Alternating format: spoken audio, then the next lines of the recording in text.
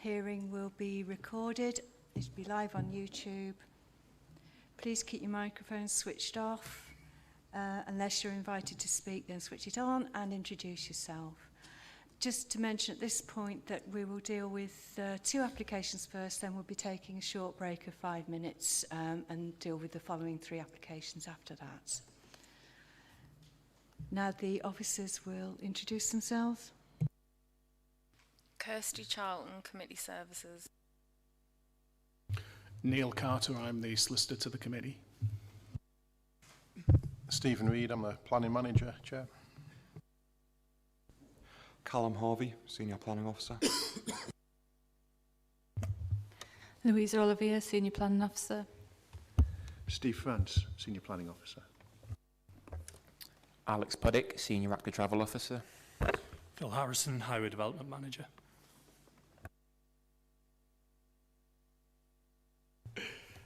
Nicholas Bryan, Acting Head of Transport and Infrastructure.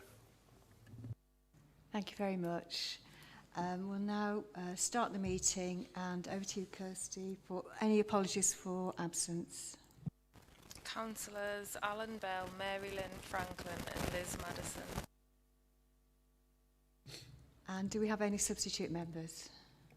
Councillor Jonathan Elmer for Councillor Bell. Thank you. Now declarations of interest. I'm going to make a declaration in respect of the last item on the agenda. I'm the ward councillor for that application, and I've had conversations with... Apologies, Chair, I wasn't trying to cut you off. I was just saying that I also have to make a declaration of interest. And now I've forgotten what I'm going to say. Yes, I've had conversations with developers and also residents in the area as a purely fact-finding measure. I've not formed a predetermination and come to this application with an open mind. And I think, Councillor Stevenson, you have one to make? Yes, I'd like to declare an interest for the final application. We're going to see it there as well. I'm related to the landowner and also work for the company, GlaxoSmithKline. So I'll be leaving the meeting before that final, sorry, I missed that bit out, before that final application. Councillor Elmer. Thank you, Chair. I just wanted to let the committee know that I've had conversations with residents in relation to the application, the first application on the agenda, and also had correspondences with highways officers at the council in order to get a clear understanding as to the highways implications of this development. But I haven't come to the meeting with a predetermined decision. Thank you. Councillor Freeman. Yes, thank you, Chairman. I'd just like to declare an interest in items 1 and 2. I note from reading the papers that the City of Durham Trust have commented on both applications. I am a member of the City of Durham Trust, but I'm not a member of the sort of executive that comments on planning applications, so I've had no input into anything that they've said about either application. Thank you. I think we can now move on to the main business. Callum.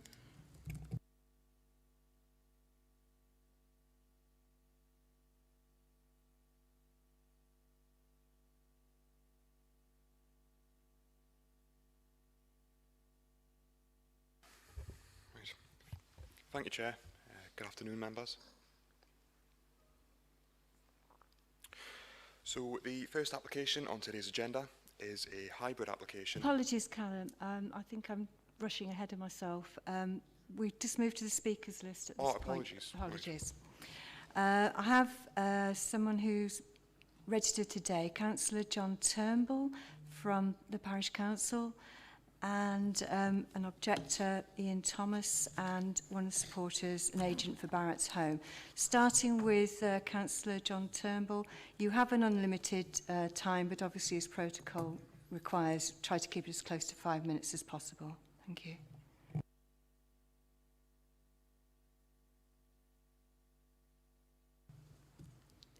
Apologies.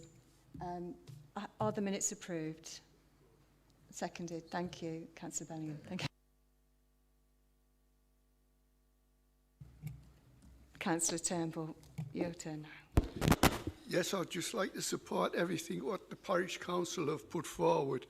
And I've also got concerns on previous plan applications, what has happened out in our area. The planning applicants have made promises to the community that things would be done, and the last previous one was there's been no work done at all whatsoever. There was supposed to be traffic lights and counterflows put in, it never happened, and we're just concerned that if this plan application goes ahead, we're going to be all stuck on the highway with nowhere to go, and very, very concerned about promises that's been made at these committee meetings and they never carried out in the future. Right, thanks very much. Thank you, Councillor Turnbull. I think I've made a mistake that Callum, I think you can present your report. Apologies, there's a lot to get through this afternoon.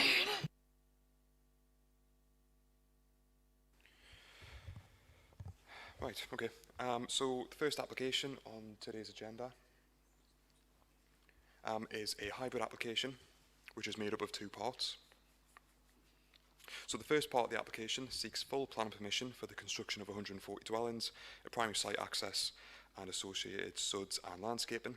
This is referred to as phase 1 of the development. The second part of the application seeks outline planning permission with all matters reserved for up to a further 260 dwellings, a local centre incorporating retail floor space and a mini mobility hub, and associated SUDs and landscaping. This is referred to as phase 2 of the development.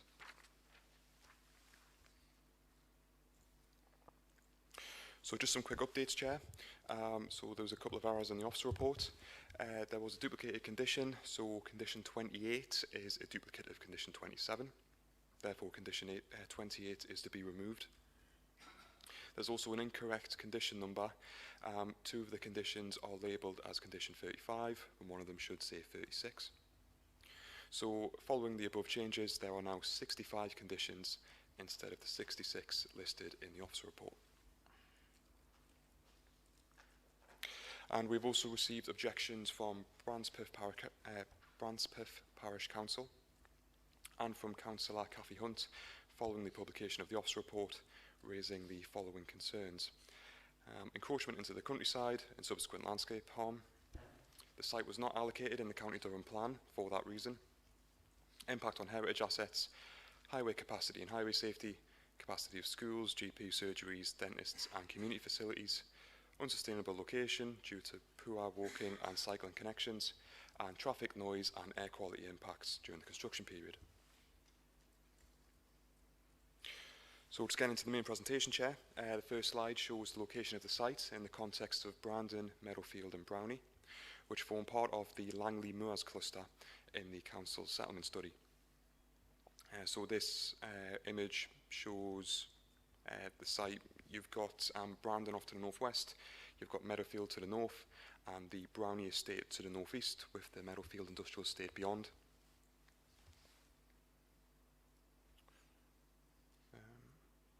Apologies, Chair. So going through the site photographs, so members who were on the bus this morning will recognise this view. This is just after we got off the bus. This is on the A690 looking west toward the site, that should say.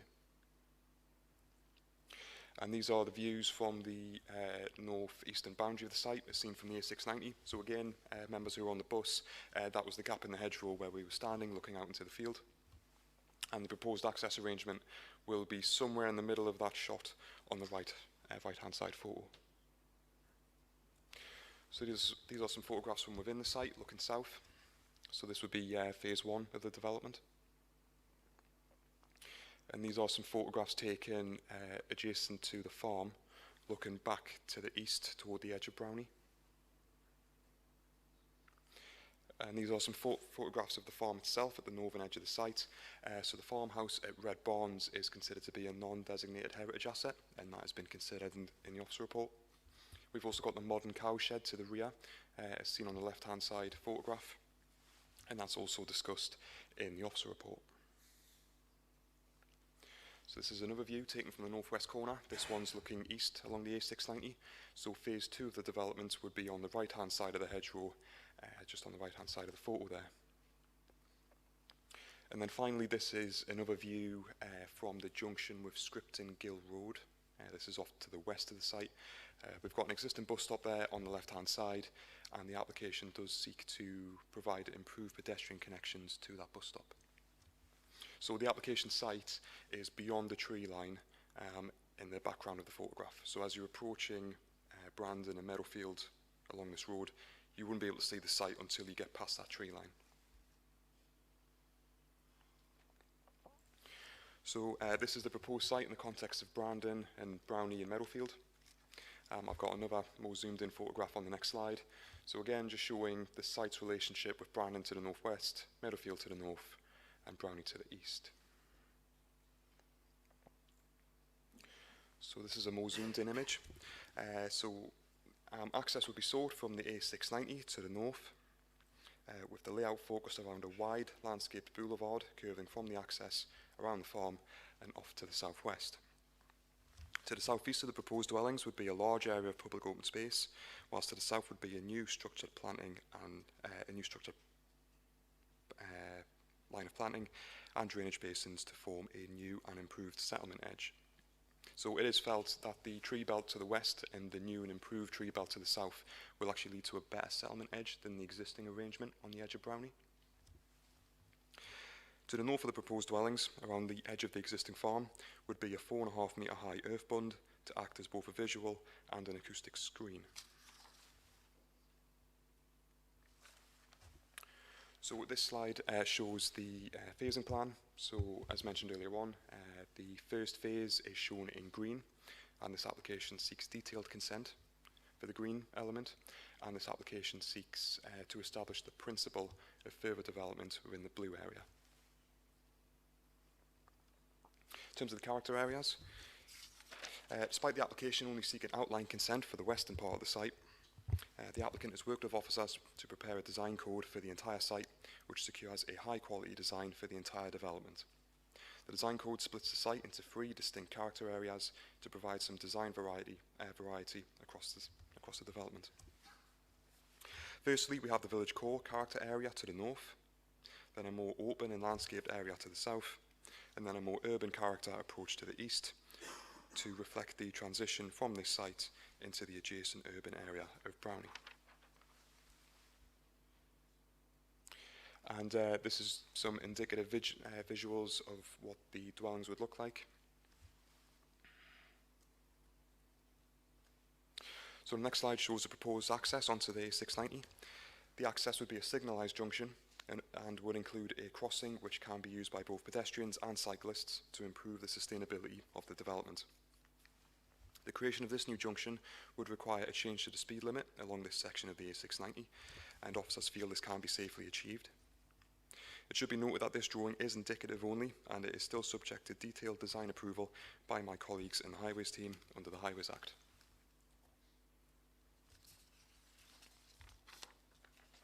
So just going through the consultations and representations, we've had 44 letters of objection, along with further objections from the Brandon and Byshottles Parish Council, Brancepeth Parish Council, the Campaign to Protect Rural England, the Neville's Cross Community Association, the City of Durham Parish Council, and the City of Durham Trust. So their concerns are all summarised in paragraphs 69 and 106 of the officer report. We have no objections from consultees, subject to recommended conditions where relevant. Whilst the drainage officer has raised some concerns with the design of the layout, these are minor and they can be secured by condition. The NHS, Sport England and the Council's education team recommend that financial contributions be secured through a legal agreement should planning permission be granted. So turning to the key issues and concerns raised by the public, the most pressing concern raised by the public is in respect of the capacity of the local road network. Officers are mindful of the existing capacity issues at Stonebridge and at Neville's Cross, which are located further northeast along the A690 toward Durham City. Objections have been received from residents of the Neville's Cross area, as well as from the City of Durham Trust and the City of Durham Parish Council.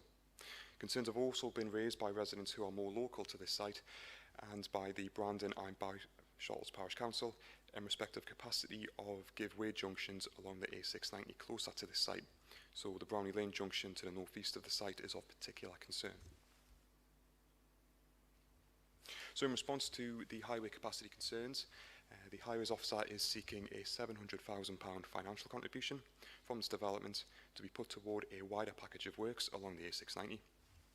including the Stone Bridge and the Neville's Cross junctions. This contribution would then be used to seek further match funding from the North East Combined Authority.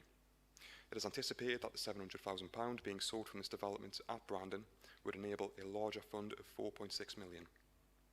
Additional contributions are then being sought from other developments, which again would be used to seek an even larger sum of money from the North East Combined Authority.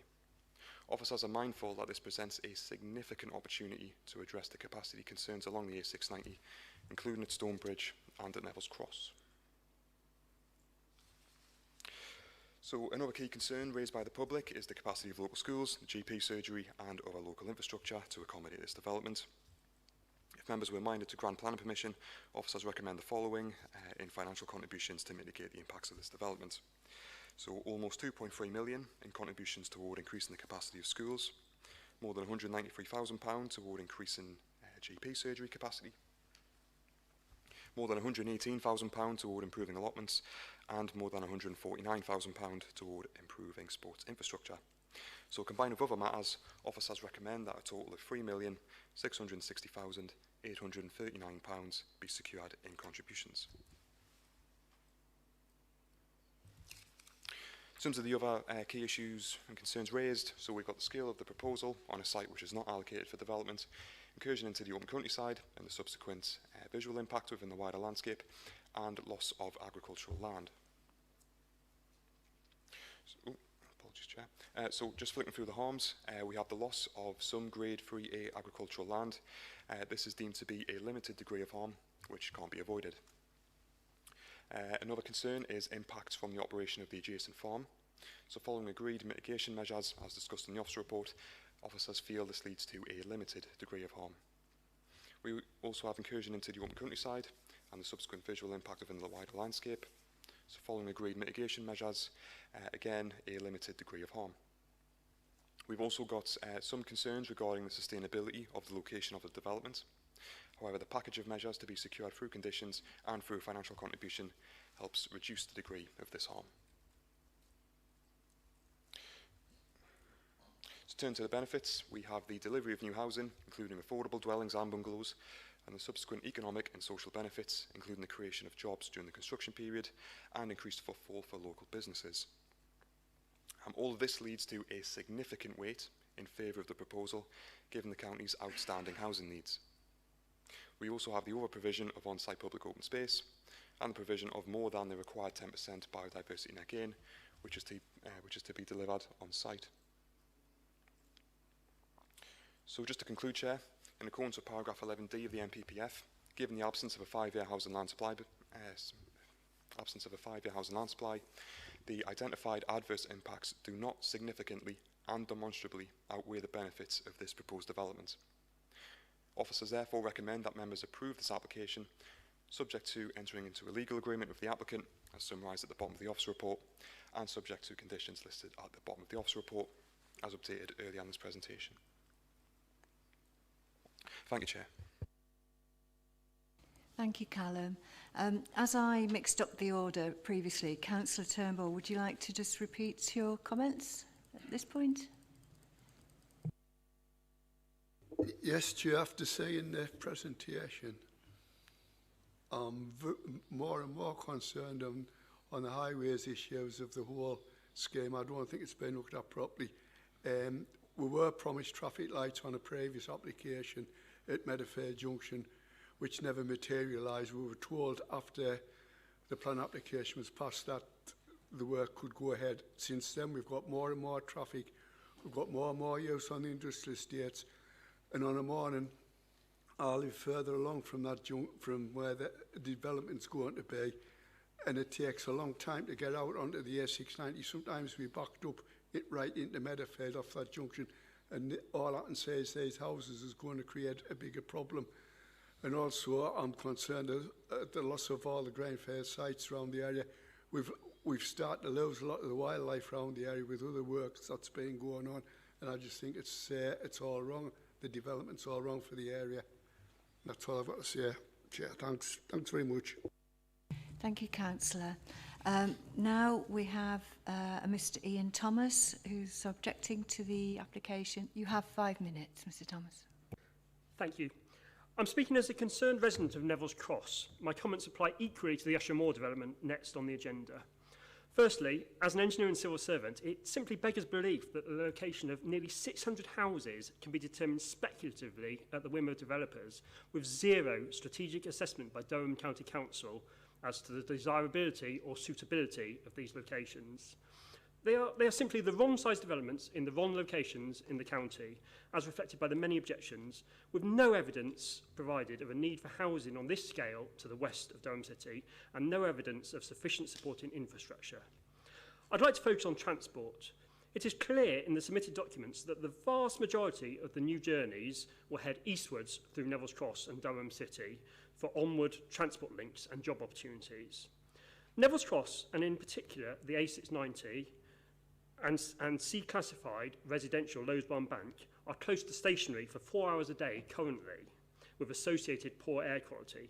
It is clear to everyone that the Neville's Cross and Duke of Wellington junctions are the major bottlenecks.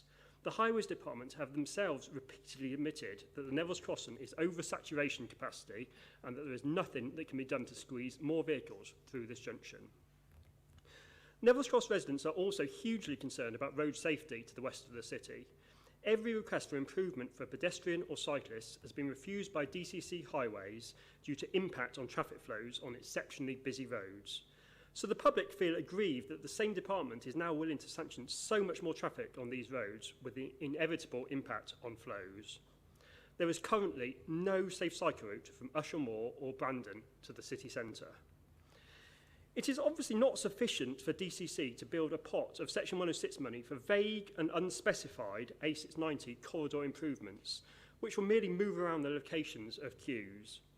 If the current intention of DCC is to use the significantly increased congestion these developments will inevitably cause, as well as an accumulated pot of S106 money as a justification for future highways infrastructure changes, then that needs to be made explicit and transparent. It is materially relevant to today's decision. Local residents genuinely fear these new developments are a tipping point towards daily gridlock.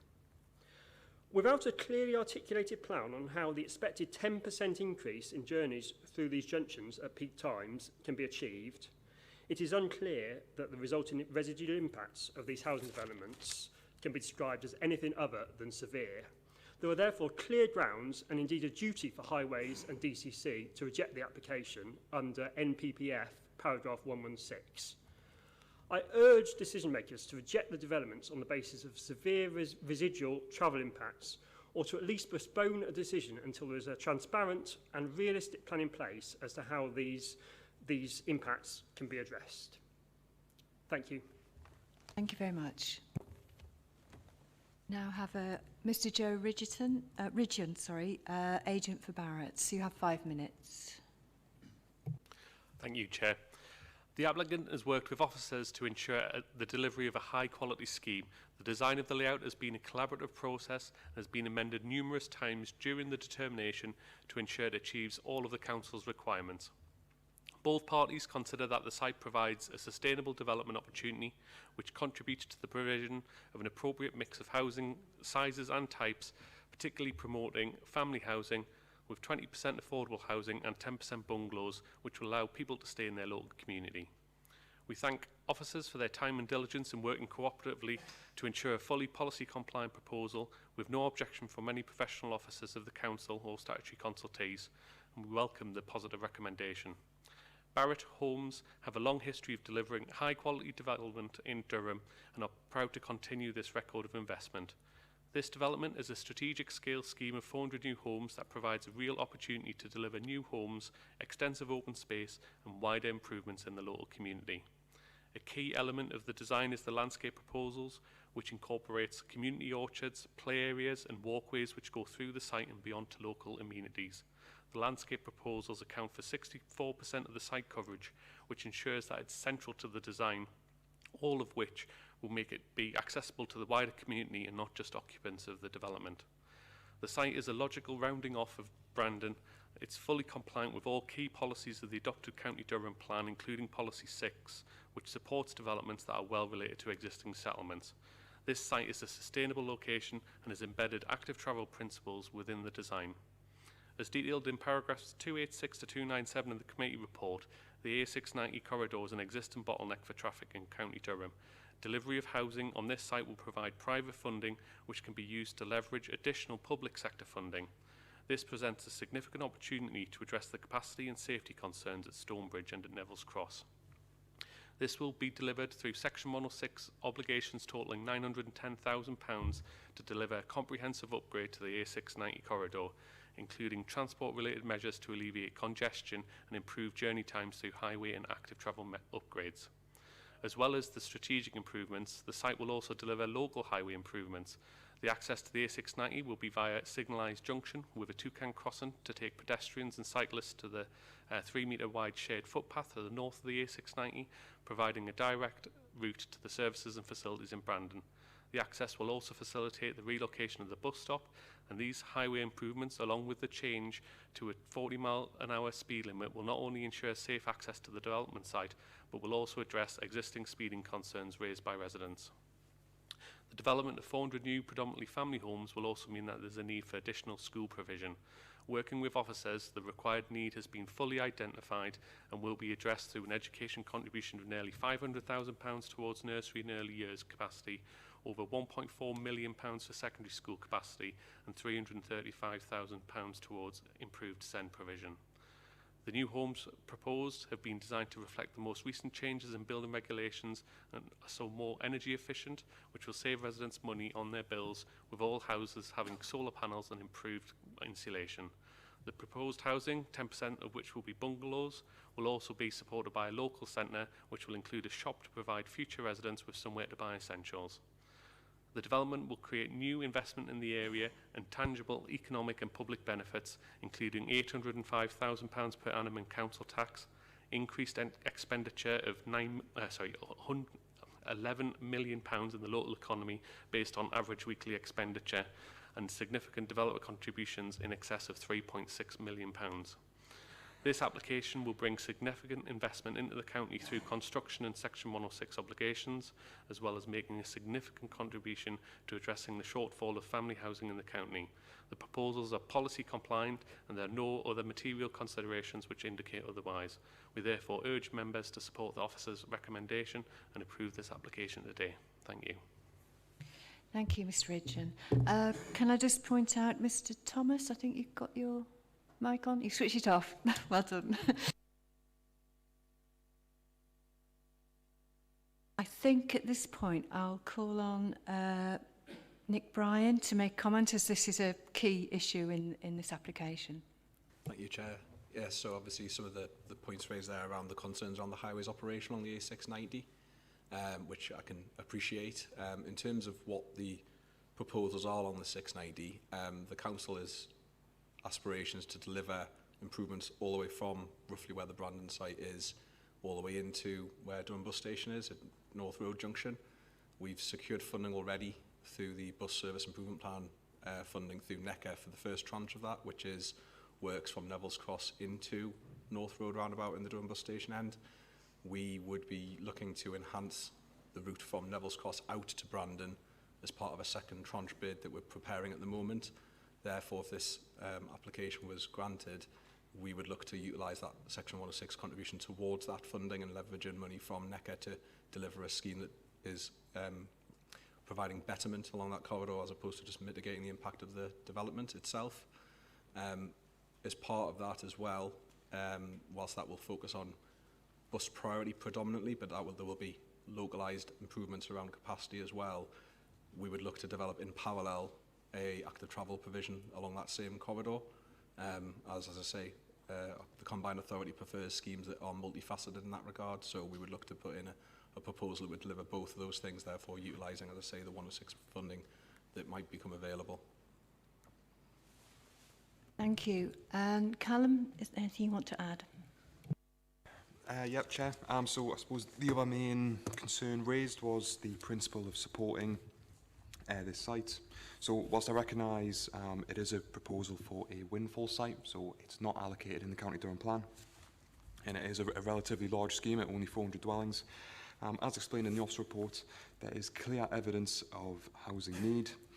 We have a shortfall of approximately 2,000 dwellings, and I will emphasise the word approximately, and we do need to look to address that using new greenfield sites such as this on the edge of existing settlements. So the need for more housing is crystal clear, Chair, and I advise members give that significant weight in the Balancing Act. Thank you. I think now I'll throw the matter open to members for questions. Councillor Bellingham and then Councillor Freeman. Thanks, Chair. Yes, I note that Councillor Turnbull, local councillor for that area, stated that there has been promises made in the past with regards to regeneration post-development. And I was just thinking, what can we do, what can the officers do and developers do to provide assurance to these local councillors that work with the residents to make sure that these improvements, obviously lots of highways and bits and pieces going on in the area for this development, what can we do just to assure these local councillors that this work is going to be carried out? Thank you. Thank you. I'll throw this to Nick. Do you want to add anything on that point? Yeah, I can speak to obviously the sort of major highway investment that we're looking at there. We have already secured the funding for that first tranche of works, as I mentioned, from Neffels Cross into Durham Centre. We are in the process of bidding for the second tranche of that funding, which would be available to us to spend from financial year 27-28. So Durham has been a very successful recipient of that bus service improvement plan funding to date across the county. We have no reason to think we won't be as successful second time round, and as I say, any contributions that we can bring into that conversation will only help our case to secure funding for that. There is other funding that we are progressing with, which will be on site, I believe, early next year, around the junction at St John's Road, which we've, again, secured funding previously for that. So there is real activity going to become visible on site, I'd say, next calendar year. Pass over to... Yes, just to come in. Yes, yeah, sorry, please. just to come in on the traffic lights for the actual junction. That is a requirement. We wouldn't have accepted a standard T junction there. So that is secured through the planning. It has to be built out in accordance with that. It has to be a signalised junction. I believe the condition is that the applicant can't occupy a house until the junction is built out as secured through the planning, which is the signalised arrangement. And that is for road safety purposes. It needed to be signals. Steve, do you want to add something else? Thanks, Chair. Yeah, just quickly to add to what Nick and Phil have said there, and I do remember the site that Councillor Turnbull referenced. I was around at the time, and I think the honest answer there was was a scheme that was agreed a number of years ago, which hadn't been through the advanced level of highways development work, which this scheme here has, Chair. So there's a very high degree of confidence that the mitigations which we have before members today have been through a more deeper delve in terms of design work within the Highways Department. But I think it's a good point that Phil's raised there, that the way that the planning condition is worded, that there can't be any occupation until such a time as the highways works are actually put in place. So that will act as a lever, that the works will have to happen. If in any unforeseen event that wasn't the case, then the applicants would have to put in a Section 73, a new planning application, which would open the whole point up for reconsideration, Chair, which I think was Councillor Bellingham's point. But yeah, hopefully to give members some assurance that the work that's being done on this planning application is to a more advanced stage in terms of highways assessment than on the previous one, which I do recall Councillor Turnbull's example. Thank you. Councillor Freeman. Thank you. First, just an additional interest. I hadn't, perhaps should have done, but hadn't quite realised that City of Durham Parish Council had commented on this application. I am a member of the City of Durham Parish Council. I'm not a member of their planning committee, so wasn't aware that they had made comments, but that's the declaration. I am a member of the Parish Council, but have had no input into anything they've said about this application. But then the question is, we've heard about need. There's a need for this development. I'm aware that prior to the government's quite damaging change to housing targets for County Durham, we didn't perceive that there was a need for such an estate here or elsewhere in County Durham, because you know, our figures were calculated based on the then County Durham plan. So is this need simply because of the change in government targets that's been sort of forced on County Durham, or is there some other you know, establishment of need that is, you know, the planning officer has found? Thank you. Callum? So, yeah, Chair. So, yes, that need has came from the updated local housing need figure, which has come out of the government. So, the previous figure was 1,308 dwellings per year. As of 2 weeks ago, it's now 2,011 per year.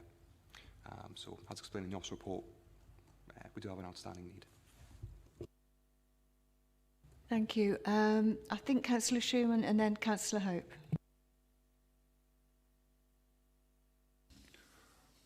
While I agree that the county requires this housing, what concerns me is the road between Stonebridge and Neville's Cross, which I use every day, cannot cope with the capacity of traffic that it has at the moment. The road can't be widened because there are buildings either side of it. What is the mitigation for the traffic on that stretch of road? Thank you.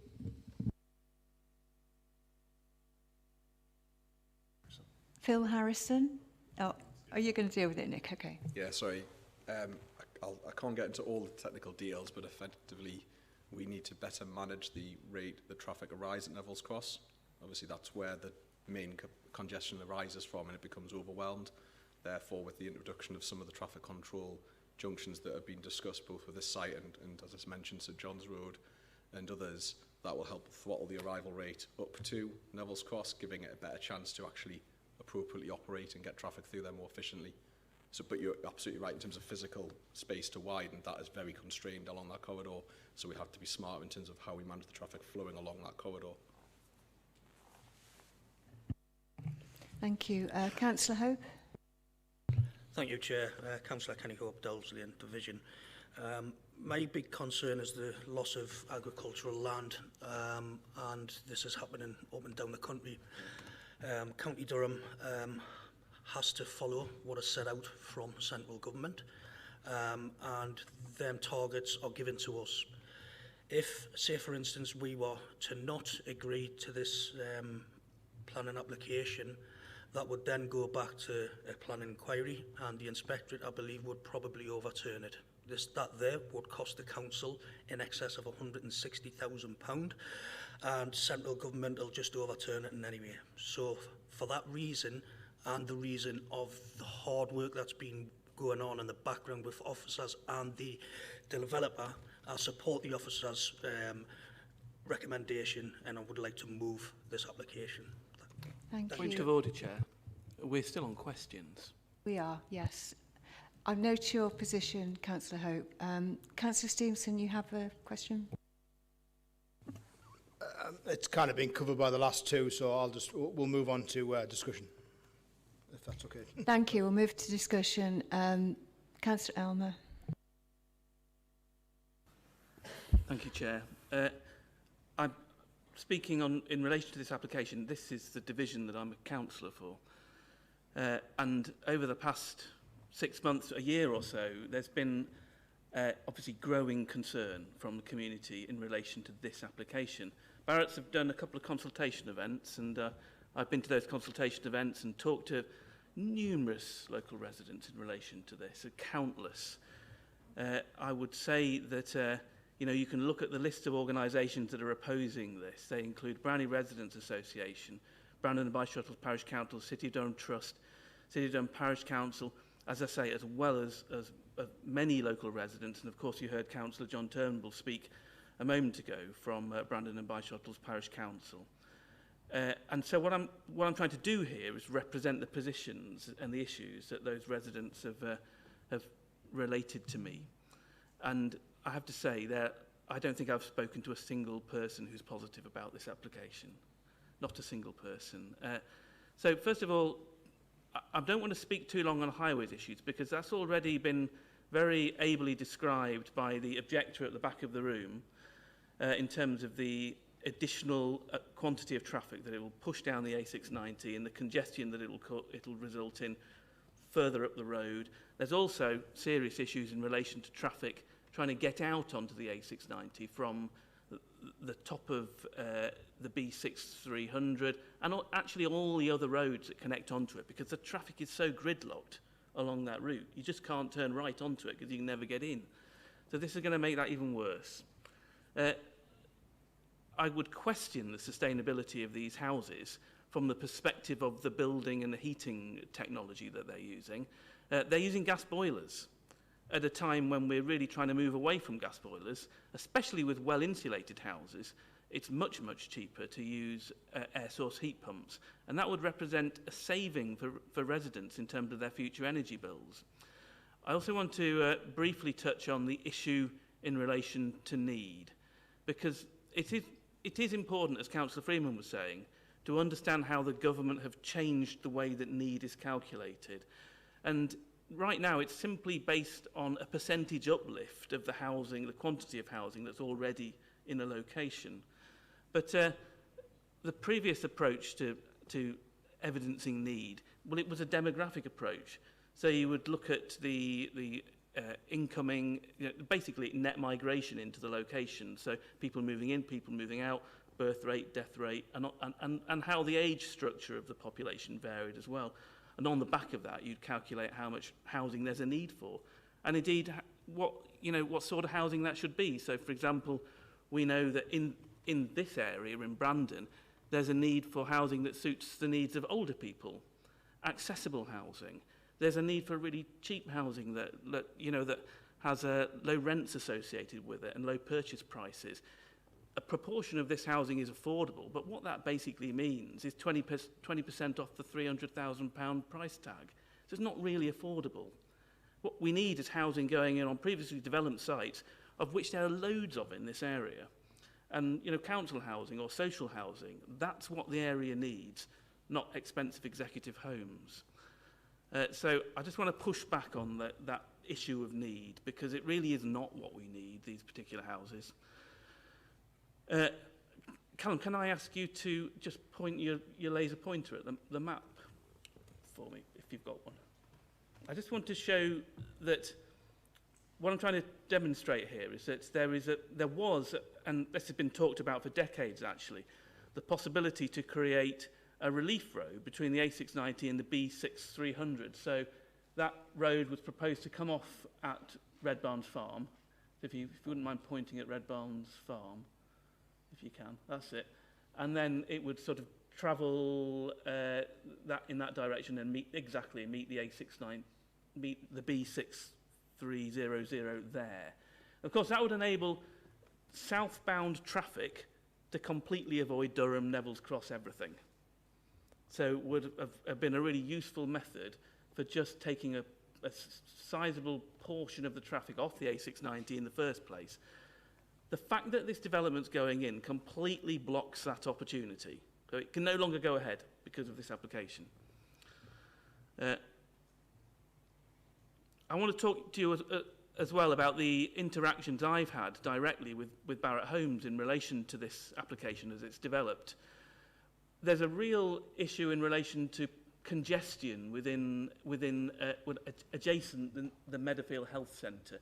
Do you mind pointing to the Meadowfield Health? That's just there. The car park isn't big enough, and cars end up parking in the streets all around it and causing traffic chaos. The only solution is to expand that car park. So I was in discussion with Barratt's in relation to that, and I was also in discussion with Barratt's in relation to the putting back of a park pavilion in Addison Park. Do you know where Addison Park is, Callum? It's further to the east of where you're pointing. Keep going. That's it, in there. So the pavilion was burnt down. There was an arson attack. So we were also in discussion with Barratt's about the possibility for getting some money towards directly putting this facility back. And it was a real loss to the local community when that happened. So I have to say that those negotiations, those discussions, the moment Barrett's appreciated that there was likely to be an officer's recommendation of approval, those discussions just stopped, no longer happening. So I found that extremely frustrating, but I'm just telling you how it is, basically. We've already heard that there's widespread concern over the impact this will have in terms of school places, GP surgeries and dentist provision. That remains a concern. But I want to now talk about areas where I really think this application is not policy compliant. So these are areas where you might want to think about sustaining an overturn. So County Durham Plan Policy 14 states that development of the best and most versatile agricultural land will be permitted where it is demonstrated that the benefits of the development outweigh the harm. Well, this agricultural land is grade 3A. It's good quality agricultural land. No, it's not stuff that can't really sustain any decent level of farming. This is a arably farmed area at the moment. Good quality agricultural land that will be lost. I think we need to think about policy 6 as well, which talks about development on unallocated sites and development in the countryside. So this is what we call an unallocated site. So it's an applicant being speculative to put in a lot of houses based on the fact that the government have just created, quite frankly, ridiculous new housing targets. That's the only reason that this can sort of see the light of day right now. But we know that there isn't actually a need for houses in this area because we know what we need to do to meet that need. So you've got a speculative application coming in on an unallocated site. And when considering whether or not those sorts of applications are appropriate, I think the phrase used by the planning circles is whether or not the development seems well related to the existing settlement. So well related is the term. So I just invite you to look at that and ask yourself the question, is that well related? It's essentially a self-contained development in its own right. There's one path, actually, that's been created that connects that development to existing houses to the east, just one footpath. So not a road for cars or anything like that. Connectivity in relation to that development is pretty appalling. And frankly, I look at that and I don't think it sort of follows the contours or flows of the settlement. It's just housing in agricultural land. So the term well-related is obviously subjective. You could argue it either way. But certainly, it does need to be well-related. And I also want to talk about the sustainability of the location. And this is Policy 29. Policy 29 sets out the need for reasonable distances to key services for residents who would move into this area. And the council, I mean, I'll just go through some of the issues in connection with those reasonable distances. So Active Travel England, in their guidance and their standing advice notice, Active Travel and Sustainable Development, they state a mix of local amenities should be located within an 800-metre walking and wheeling distance. And in relation to accessing bus stops, actually the distance is 400 metres. So that's the guidance in terms of how far people should have to walk or cycle. 800 for most different services and 400 for bus stops. So the council have, to be fair, looked at the distances to key services. So they've looked at the health centre located on Sawmills Lane, the Meadowfield and District Social Club, the Brawns Den Public House, Brandon Primary School, the Co-op Convenience Store, Brandon Library on Lowland Road, St Andrew's Methodist Church on Carr Avenue, the One Stop Shop Convenience on Grove Road, and Brandon Academy. And of that list, only the health centre at Meadowfield Social Club is within 800 metres. Only one community service facility is within the desired distance threshold. So I just think that that is a really serious concern in relation to this application. It's no good just saying, oh, well, the quality of the footpaths we're creating and, is much better to walk on or cycle on. This is about a distance threshold. And I have to say that the distance to the nearest eastbound bus stop, which is obviously the direction the vast majority of people want to go, is 570 metres. It's well in excess of the guidance threshold.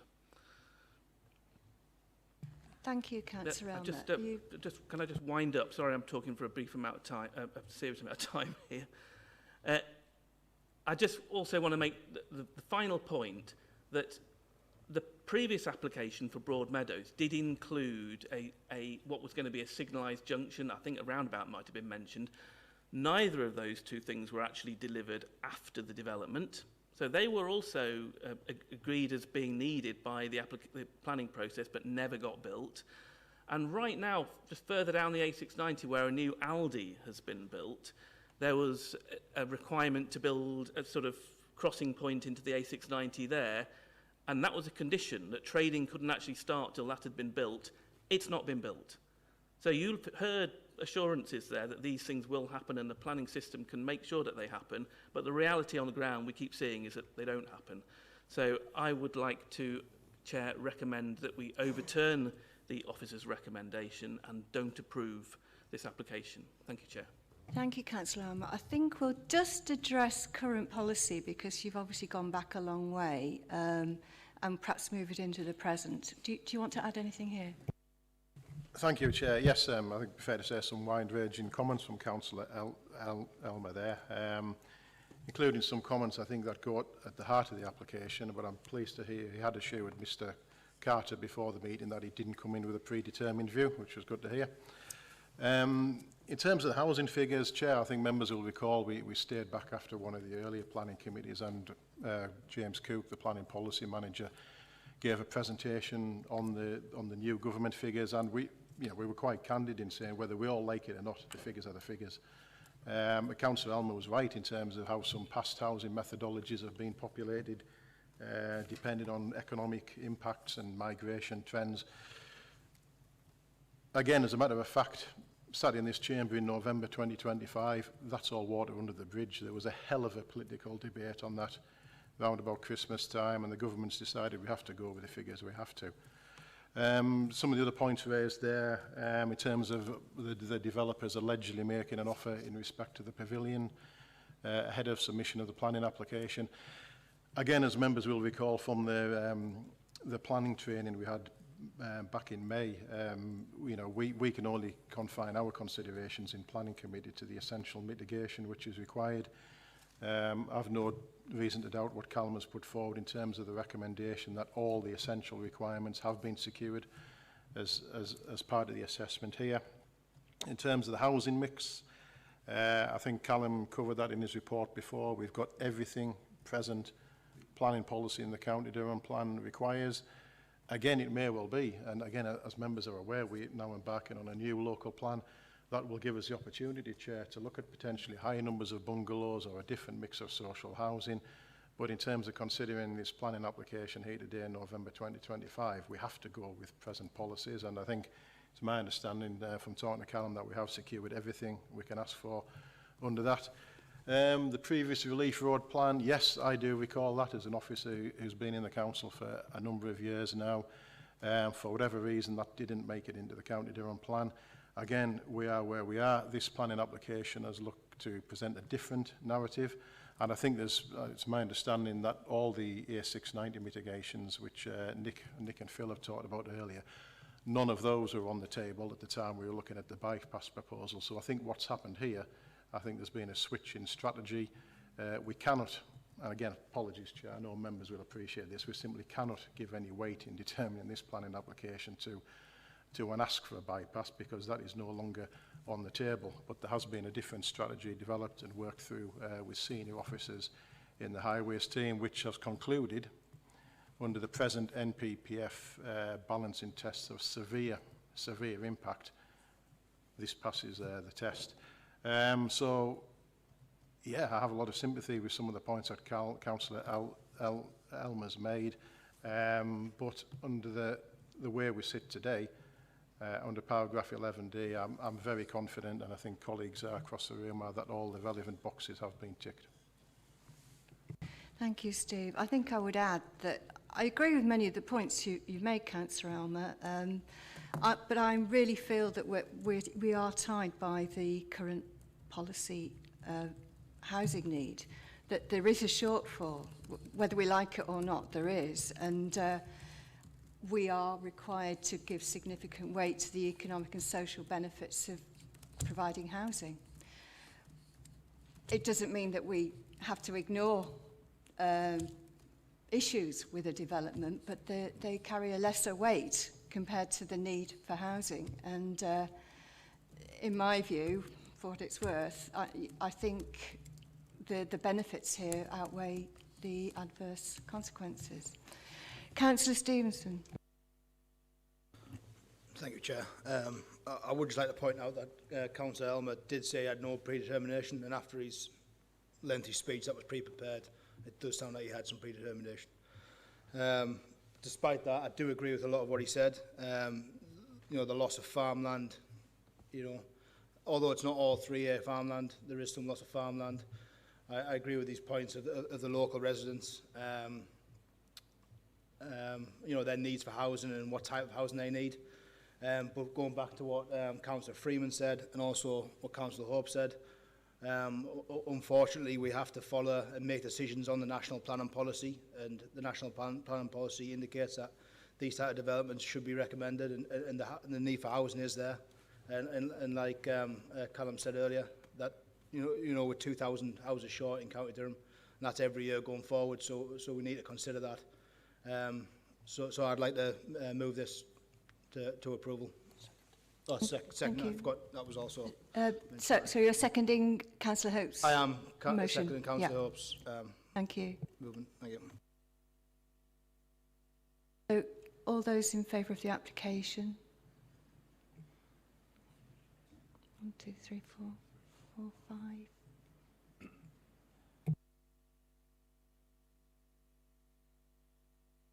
Against? Those for against? 2. Thank you. Motion carried. Chair, could I just say, Mr. Chairman, I mean, I had my hand up to speak, just because we get to a point where a motion has been proposed and seconded, that does not stop the debate of this committee. And I did not see you put your hand up after that. Apologies, but motion carried. Yeah. Right.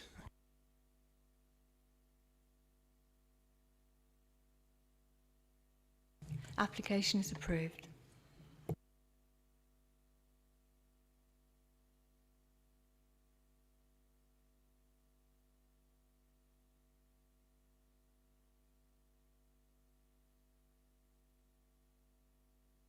So we now move on to the second application on the agenda.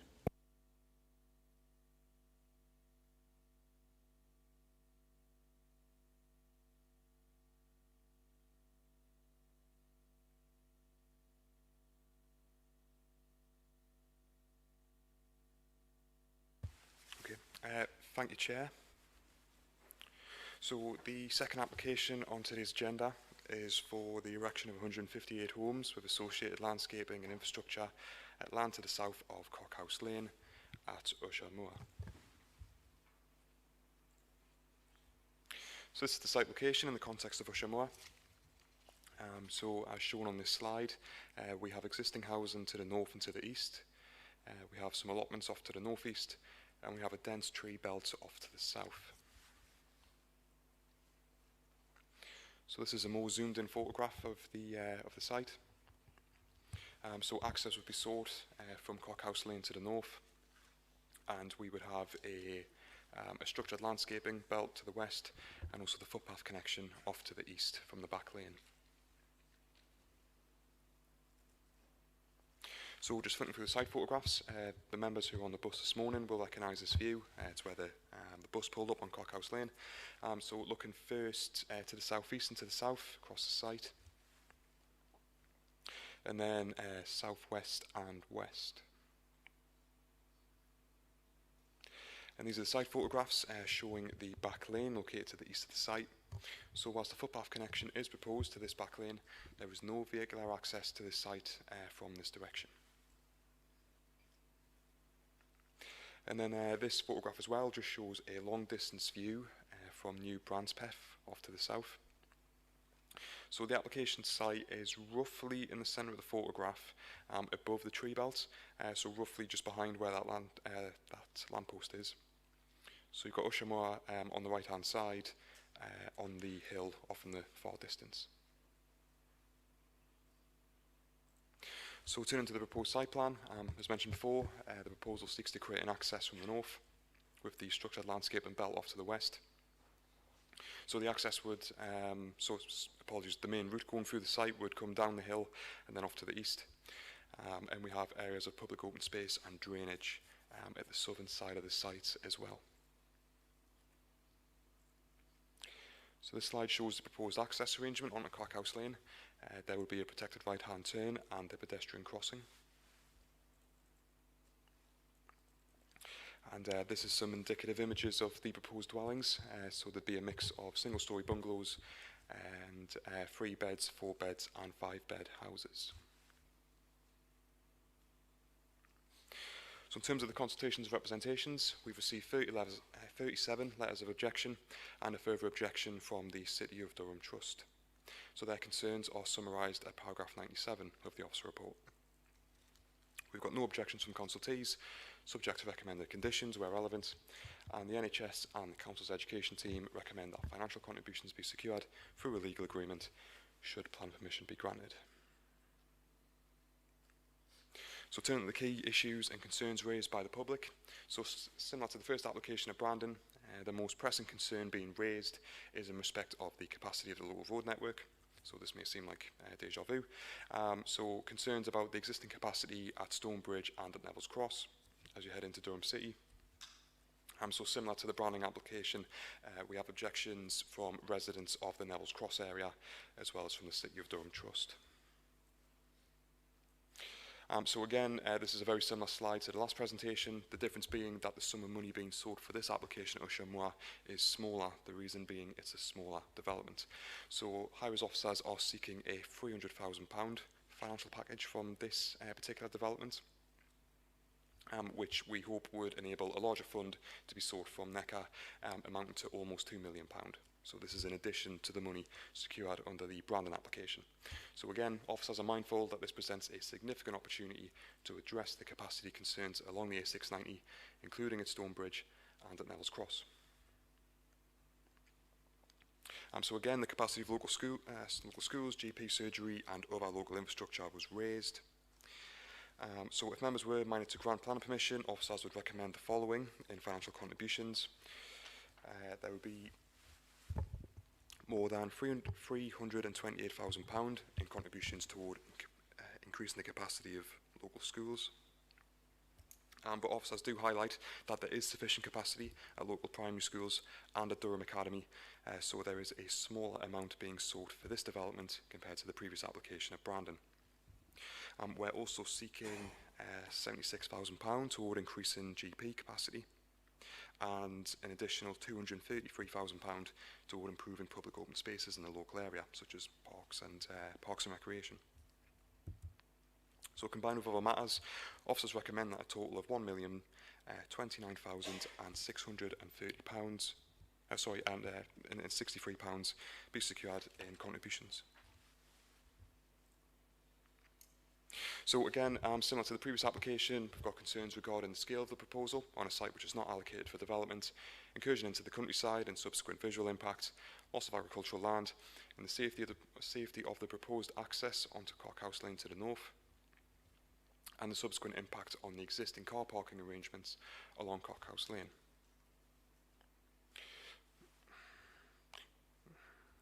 So in terms of harm, we have loss of grade 3A agricultural land.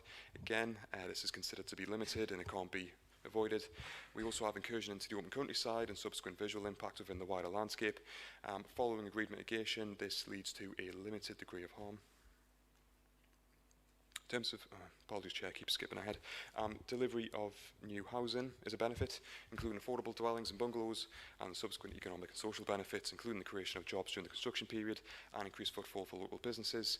This leads to significant weight in favour, given the county's outstanding housing needs. We've also got the provision of the required 10% biodiversity net gain, using both on-site and off-site measures. So just to conclude, Chair, again, in accordance with paragraph 11D of the NPPF, given the absence of a 5-year housing land supply, the identified adverse impacts do not significantly and demonstrably outweigh the benefits of this proposed development.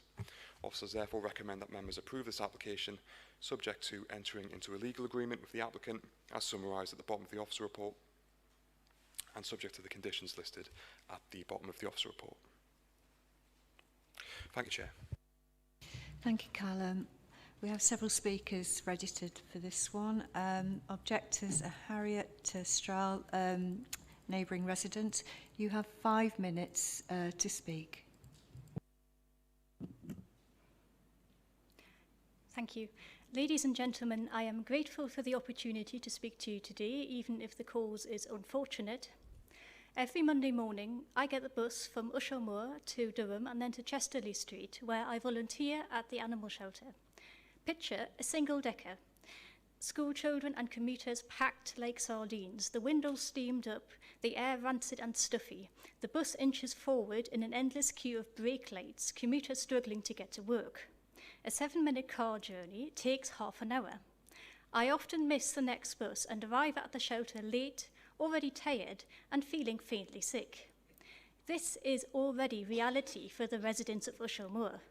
Now imagine what happens if you add 200 more school children and 275 more cars. Traffic was a main reason that the 2019 application at the same site was refused. Since then, added pressures from new sites such as the woodland development in Bear Park have only worsened the situation. The committee report suggests that this development would generate 68 cars through Stonebridge roundabout during rush hour. This is far too low. 116 of the proposed houses would have 4 or 5 bedrooms. Those large families will have 2 cars. If the other houses have 1 car each, we arrive at 275 cars, of which more than half travel to work or to school. Stonebridge and Neville's Cross are key bottlenecks, and the report does not even mention Tollhouse Road. The Highways Authority says that they can fix the congestion issues. I'd like to know how, because they still haven't said. All these junctions are heavily built up, as has been mentioned, and the crossroads in Ushaw are already dangerous. Bus routes and active travel are not acceptable alternatives, and staggering arrival rates to Stonebridge roundabout doesn't reduce the number of cars at peak times, it only moves the issue. The cars will cause more congestion, increase journey times and reduce the range for commuters, not just for Ushaw but for all of the villages west of Durham equally affected by these junctions. If trips take longer, we will need to look for easier to reach jobs, leading to a smaller choice of jobs for an area that already scores badly in the recently published Deprivation Index. The report sets out educational provision for 78 children. I remind you of the 116 4-5 bedroom houses. People don't buy expensive houses with bedrooms they don't need. From spare bedrooms across the site, the actual number of children is probably 200, all adding to the school-run traffic. The extra cars won't just be on the road during rush hour. While we have small shops in the village, I have to get multiple buses to do my shopping in Dragonville or the Arneson Centre. If the new residents have to leave the village for their needs, Ushaw receives no economic benefit from this development.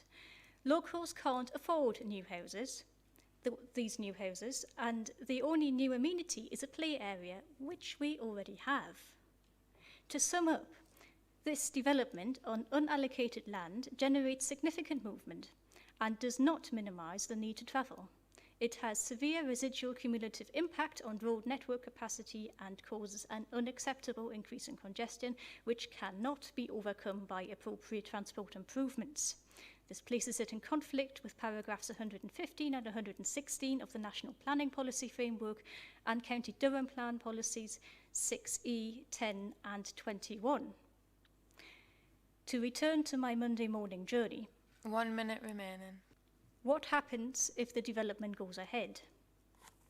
I give up volunteering as the commute becomes unmanageable. Others give up their jobs. Please do not let this happen. Thank you. Thank you. Now, I believe, Mr Thomas, you just want to add 30 seconds. Yeah, I'd like to reiterate all my previous points. But as an engineer, I'm not remotely reassured by Highways' comments. I do not see how you can increase the flow through Neville's Cross Junction by 10% simply by installing bus lanes and traffic lights. It just simply doesn't add up. We really need more details before these decisions can be made. And finally, as a Durham resident, I'm really furious at the passing of the buck to national government on what is clearly a poorly thought out development and location for such development, and that relates to both of these developments. I recognise the government set targets for housing, but there simply must be better sites that are nearer the national traffic infrastructure, such as the A1. It does not have to be this location. Thank you. Thank you. Now we have Mr Willis for the agent for Miller Homes. Thank you. Good afternoon. My name is Alistair Willis, planning agent here on behalf of Miller Homes. I'd like to start by thanking officers for their hard work and dedication on this application leading into today's committee. Members can be reassured by the fact that officers have assessed every aspect of the application before you today in great detail. Miller Homes have worked positively with officers during which time during the time in which the scheme has evolved, responding comprehensively to comments raised, including directly addressing the reasons for refusal on the previous 2018 application, which, if I can just cover very briefly, the highway issue there was very specifically to do with the detail of the site access, which was fairly quickly resolved in this case. This has resulted in the final high-quality residential development being considered today. Miller Homes recognised the importance of consultation with the local community and has engaged with them from the early stages of the development process. This included pre-application consultation with the community and parish council. Feedback from the community was reviewed and shaped the final design response. We have continued dialogue with the local community through the parish council and maintained a point of contact whilst various site investigations have taken place. Members and residents can be reassured that direct contact will continue throughout the build process. The scheme before you today brings the opportunity to deliver a range of significant benefits, including 58 new high-quality homes with a range of sizes and designs, including 10% affordable housing and 16 bungalows. Miller Homes expect to be on site early next year, delivering around 40 homes a year and making a significant contribution to the county's housing requirements. A carefully designed layout which prioritises pedestrians and creates safe, attractive and accessible environment for everyone, including multiple pedestrian access points, and significant economic benefits, including capital investment into the area, additional council tax receipts, job creation during the construction process and the supply chain, generating additional expenditure in the area, and a range of developer contributions which were summarised but very briefly include over £76,000 towards primary healthcare provision, nearly £200,000 towards nursery school provision, over £134,000 towards SEND provision, and £390,000 towards various highway improvements, and another £233 towards public open space. Overall, the proposals constitute a high-quality residential development, responding to the local area, incorporating landscape and ecological benefits. In the context of the national and local planning policy, we respectfully request that the Council grants planning permission on the proposed development today. Thank you very much, and we are happy to take any questions should members have any. Thank you. Thank you. Callum, do you want to first address things? Yeah, thank you, Chair. So just a few kind of broader planning principles were covered in the concerns raised by the objector. Starting off, I mean, this is the first time I've heard of it where the creation of more housing would lead to employment issues in terms of accessibility to employment sites. In terms of the buses and the bus capacity, so if there's an existing bus capacity issue in Ushamoor, unfortunately that's outside the control of the County Council. Most bus services in the county are operated by private sector operators. But in my experience, having worked on previous sites, if you approve more housing, that housing gets built, that increases the population, that increases the demand for the bus services. The bus operators then respond to that by increasing the frequency of bus services. So in my view, approving this development could actually increase the frequency of buses from Ushamoor going into Durham City, and then on my connections up onto Chester Street. So I don't think that would be a defensible reason for refusal. And yeah, and then just in terms of the previous application that was refused in 2019, that is mentioned in paragraph 20 of the officer report. Officers feel those previous concerns have been addressed. Hope that helps. Thank you. Does anyone from Highways want to add a comment on perhaps capacity and the future improvements? Yeah, I'll just build on Callum's points there in terms of the principle around public transport. So, as we've discussed in the previous application that was before us, there is a plan for a coordinated approach to the A690. If there are, therefore, public transport services along there that are at capacity or nearing capacity at peak hours, part of the implementation of traffic signal control allows us to put transponders on buses and give them priority calls at these signals.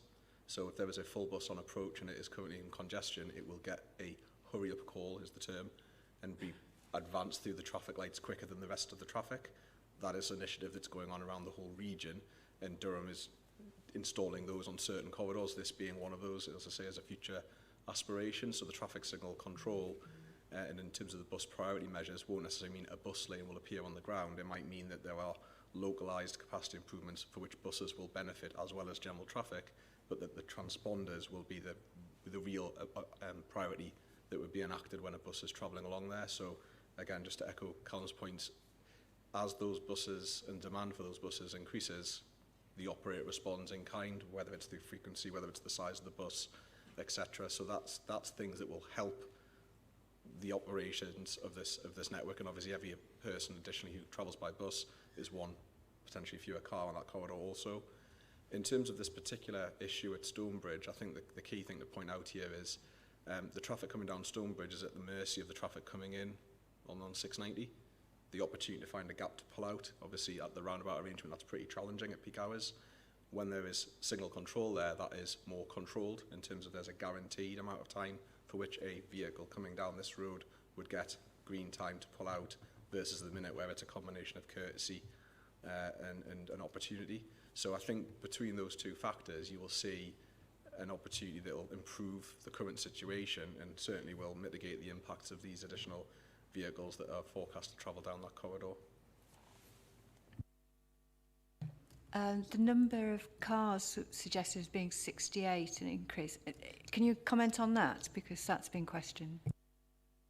Yeah, Chair, the standard kind of trip rates that are used, so I think people tend to have the assumption that everybody comes out of the house and leaves at the same time, which would be where, you know, the assumption that if there's 270 car parking spaces on a development, there's 270 cars.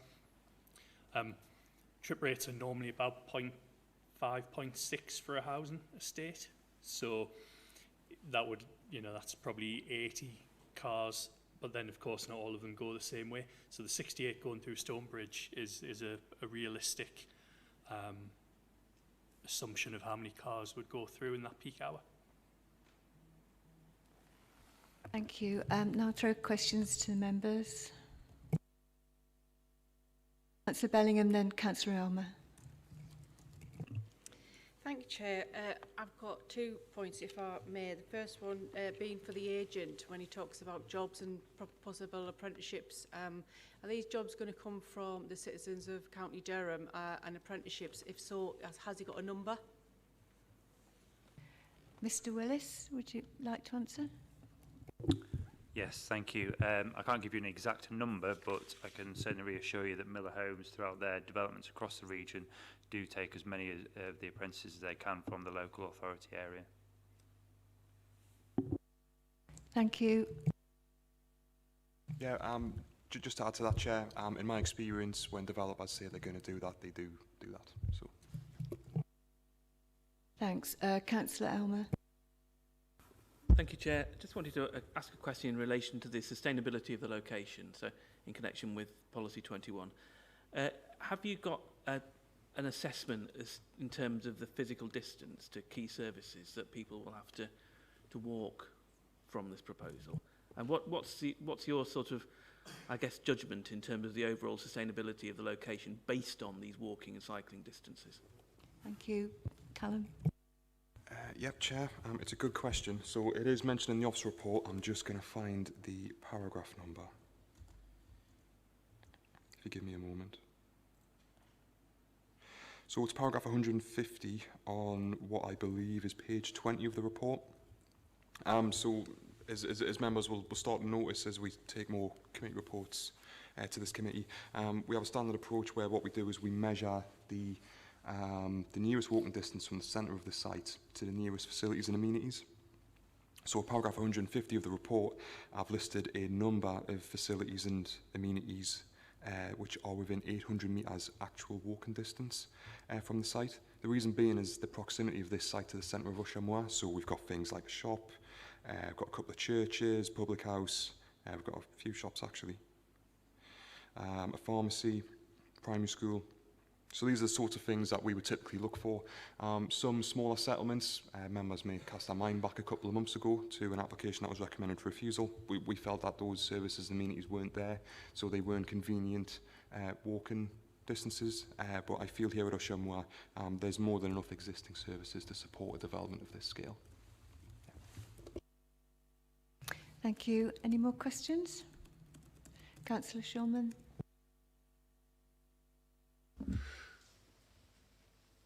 Regarding the Highways Officer's last statement, is Stonebridge roundabout going to be traffic signal controlled? That's the proposal as part of this site, and the previous site that was approved would cumulatively allow us to put signal control on that junction, yes. Any more questions, Councillor Bellingham? Thanks, Chair. Yeah, I think we've got a the same pattern. You know, I've been here since May, and the same things are coming up with regards to highways, and I think our highways team are doing everything that they can, really, to alleviate residents' concerns. There's obviously there's only so much you can do, and I know everybody is really worried about highways. We did it at the last committee meeting and the one before. What I say is, as long as we provide the assurance and the highways stay on track with regards to what their proposals are with regards to these developments, then I'm happy to support the officer's recommendation. Yes. Thank you. I think we'll move on to debate now then. That wasn't a question. So we'll just move to debate now. Okay, I'm happy to support this Thank you, that's noted. Councillor Freeman. Thank you. A bit like the last application, begin to feel a sense of hopelessness, that we as a county are no longer in control of our planning process, and that's not due to our fault, it's due to the government's fault in imposing ridiculous housing targets on County Durham. But it's concerning that we seem to be sort of first come, first served, in that developers know what position we're in and that we no longer have a supply of housing. We will establish control again, I hope, under the new County Durham plan that's been revised at the moment. But at the moment, we don't have that sort of control. So we are seeing these developments come in, and I do fear that Durham City is at the centre of that, in that a lot of developers see Durham City as a very attractive place. So in a sense, we're being penalised because we're not in control of this process, and we're getting housing developments, in a sense, brought forward for the city. If we approve this application today, that's 560 houses in one day that we've approved, in quite a small geographical area, Brandon and Usher Moor, which, as we've heard, is adding to the highways issues. But we have developments elsewhere in the city which equally are causing the city to become ever more gridlocked, and will become more so as some of these houses actually get built. So that's really a statement of despair, I suppose. But I do have a question, and it is about Stonebridge. In the past, we've had much discussion about a park and ride at Stonebridge. and that would go some way to reducing the amount of traffic entering the city, but also the amount of traffic accessing Neville's Cross Bank.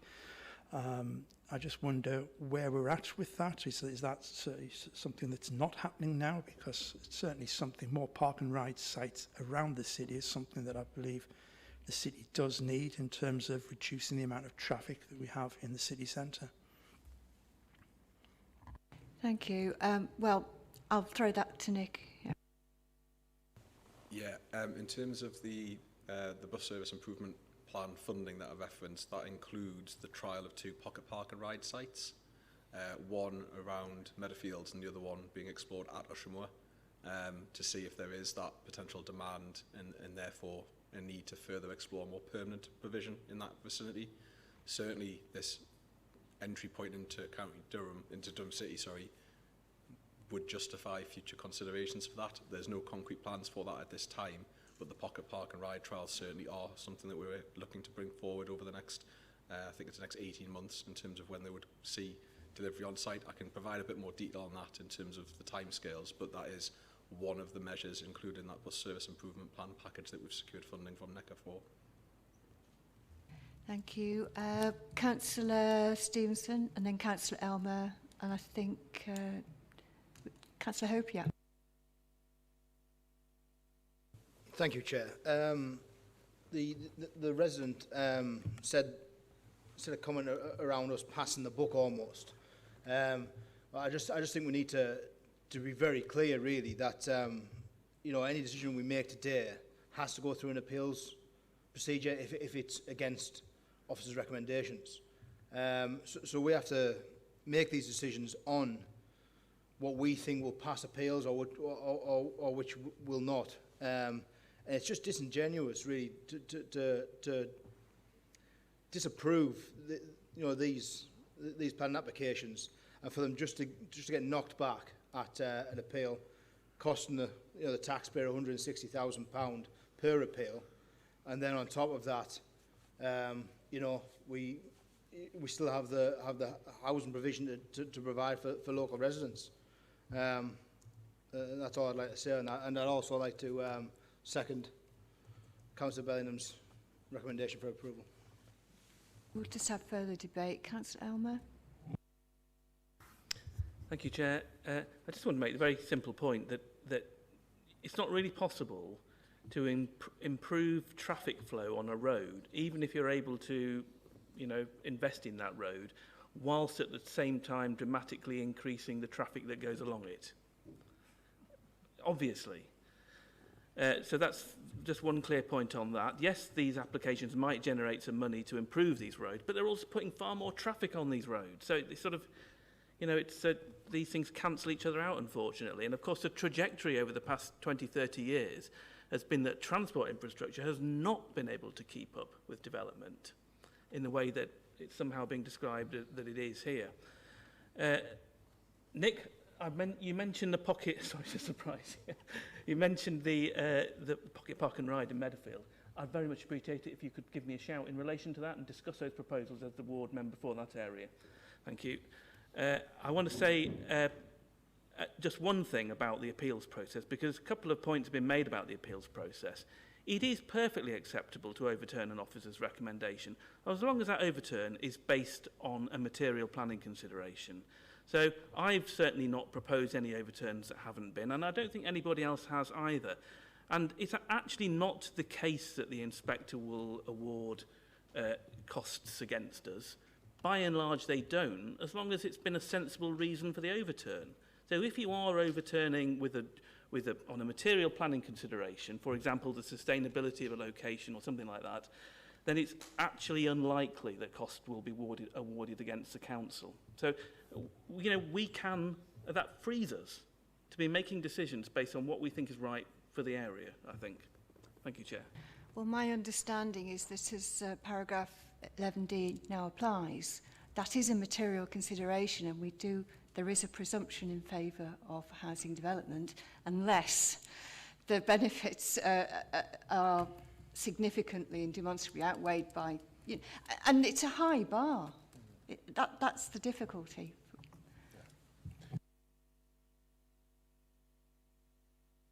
I think Neil has something to add. Yeah, thank you, Chair. Yes, clearly we're in a different policy landscape to where we were even just a month ago, as the Chair's mentioned. But yes, in terms of prospects of success on appeal and costs, they are relevant considerations. But as Councillor Elmer says, there's not always a situation where costs will follow the event. That isn't generally how planning appeals work. There has to be some unreasonable behaviour on behalf of the council for costs to be incurred. And obviously officers will give members advice if we feel that members are going down the route of proposing a motion which is likely to result in an adverse costs award. Councillor Hope. Thank you, Chair. Just a point to the gentleman objector. Subjectively, I agree with you. I absolutely agree with you. It absolutely breaks my heart that we are being feisted with all these developments coming into the county. However, objectively, we have to go by the MPPF, the County Durham Plan, and the policies set in the county. That is our position. We have to take it from there. But, as Councillor Elmer says, for me to object to this, it would be in accordance with the NPPF County Durham Plan and the policies put in front of us. Now, this proposed plan does fit the criteria what I said it before us. So again, I'll have to agree that I'll be going to approve this application. Any further comments? Councillor Stevenson? Yeah, it was just to clarify my point earlier, really. I wasn't saying that we have zero control over this matter. It's just something that we have to consider at this committee. And there's nothing in this application that I can see where we can. There's been no point raised today where we can disapprove this appeal. So that was just to clarify my point, really, Chair. Thank you. Thank you.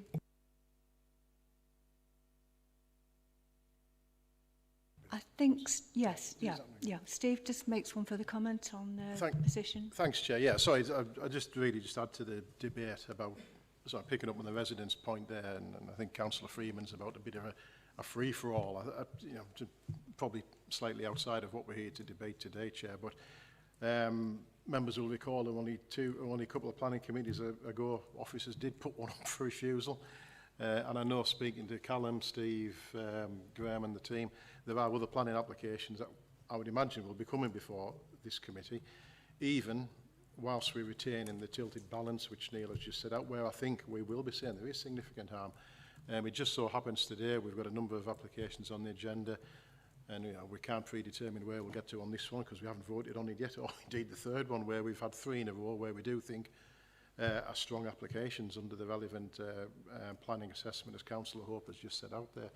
And the other thing to add is that there's any number of inquiries a week which planning officers receive where we give negative pre-application planning advice to developers. So, without being able to pin a figure on this, I would imagine for every one application which is recommended for approval, there's a good 2 or 3 or 4 which don't even make it that far. And again, sorry, I've probably taken slightly off agenda, Chair, and apologies for that, but I think it is quite important to set out, noting the quite fair concerns which I think has been raised, that are we in a free-for-all? Well, we aren't.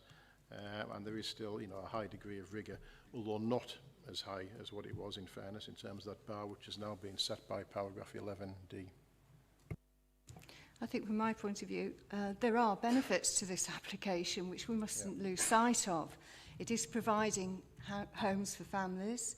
There is affordable housing as part of the deal. There's increased BNG biodiversity provision and improvements to pedestrian cycling and pedestrian connections, cycling connections as well. I mean, and good quality homes. So it's not all one way. You have to consider both sides. Have we reached a point where there's any further comment, or are we ready to vote on Councillor Hope's motion. Councillor Shulman. I can't see any material reason to refuse this application. Thank you. Now, motion, was it Councillor Bellingham? You proposed to approve the application and Councillor Stevenson seconded. Thank you. All those in favour of the application? 6. Those voting against? 2. Thank you. Motion carried. At this point, we'll now have a 5-minute break.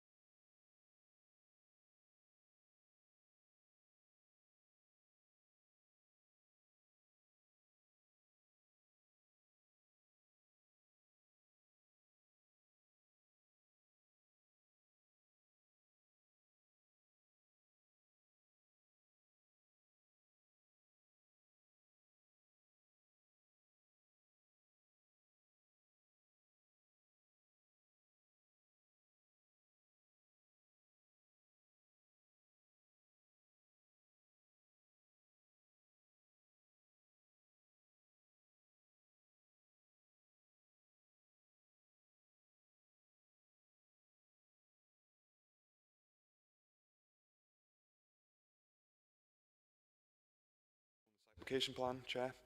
So the red line shows the extent of the site. To the west of the site, we have a substantial tree belt, which provides a very high degree of screening from views within the wider landscape. To the east, we have a slightly smaller tree belt with an adjacent residential estate. And then to the south, we have phases 4 and 5 of the Whitworth Park / Burton Woods development. And then to the north, we have a bridle way which runs east to west, and that is flanked on either side by hedgerows. So this slide, Chair, shows the approved site plan for the existing houses to the south, as approved back in 2018. So this was phase 5 of the Whitworth Park / Burton Woods estate. So the current site to the north is indicated there with the red line at the top of the image, and that's known as phase 6. So something to note, Chair, and I'll highlight it again during the photographs on the later slides. When phase 5 was considered and approved, it didn't benefit from a finished landscaped settlement edge.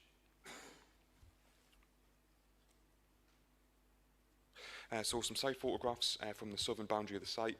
So this is looking west toward the substantial tree belt to the west of the site. So as shown, it's very tall, very deep and well established, and it provides a substantial degree of screening within the wider landscape. This is another photograph taken from the southeast corner, looking back across the centre of the site. And this is a photograph again from the southeast corner, looking up the eastern side of the site. So you've got the tree belt on one side, and you've got the tree belt on this side as well.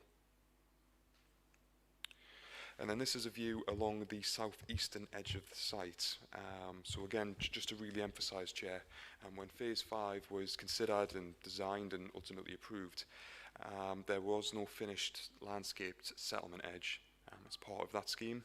So as shown in the photograph, we've got some footpaths, we've got a highway, we've even got a turning head where the van's parked, which is sticking straight into the adjacent agricultural field. This is not an ideal solution from a planning perspective. It's extremely rare that there'd be an edge of settlement scenario like this.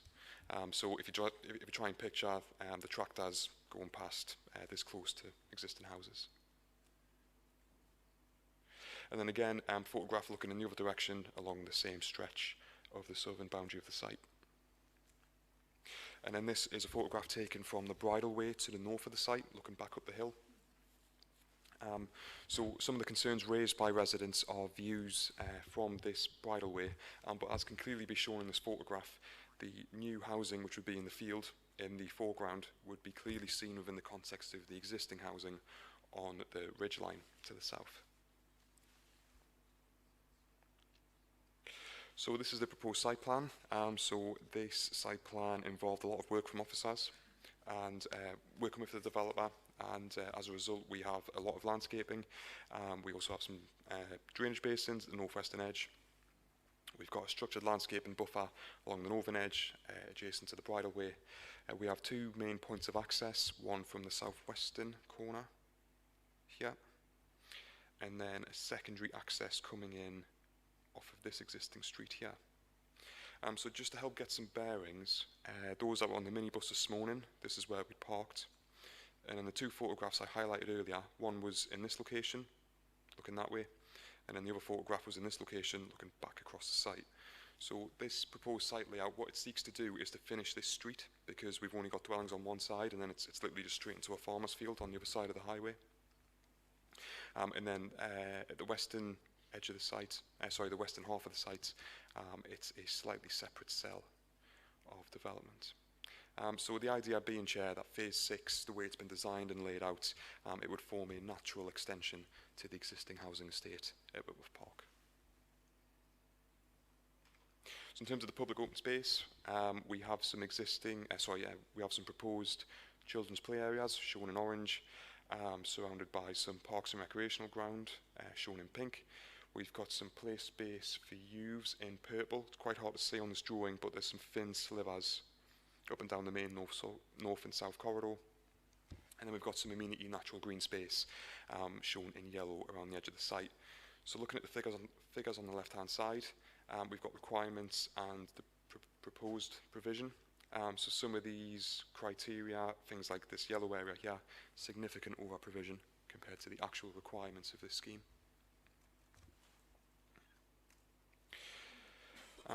So one of the points that was discussed at length last time this application came to this committee was the provision of a bus route. So this photograph shows the majority of the Whitworth Park estate. So you've got phase 1 down in the southeast corner here, phases 2, 3, 4 and 5 moving up to the north. So the main road which runs through the estate is known as Allerton Way. And as part of this application, the developer proposes to provide a £250,000 contribution toward creating a new bus route along this yellow route here. So these are some visuals of the proposed dwellings.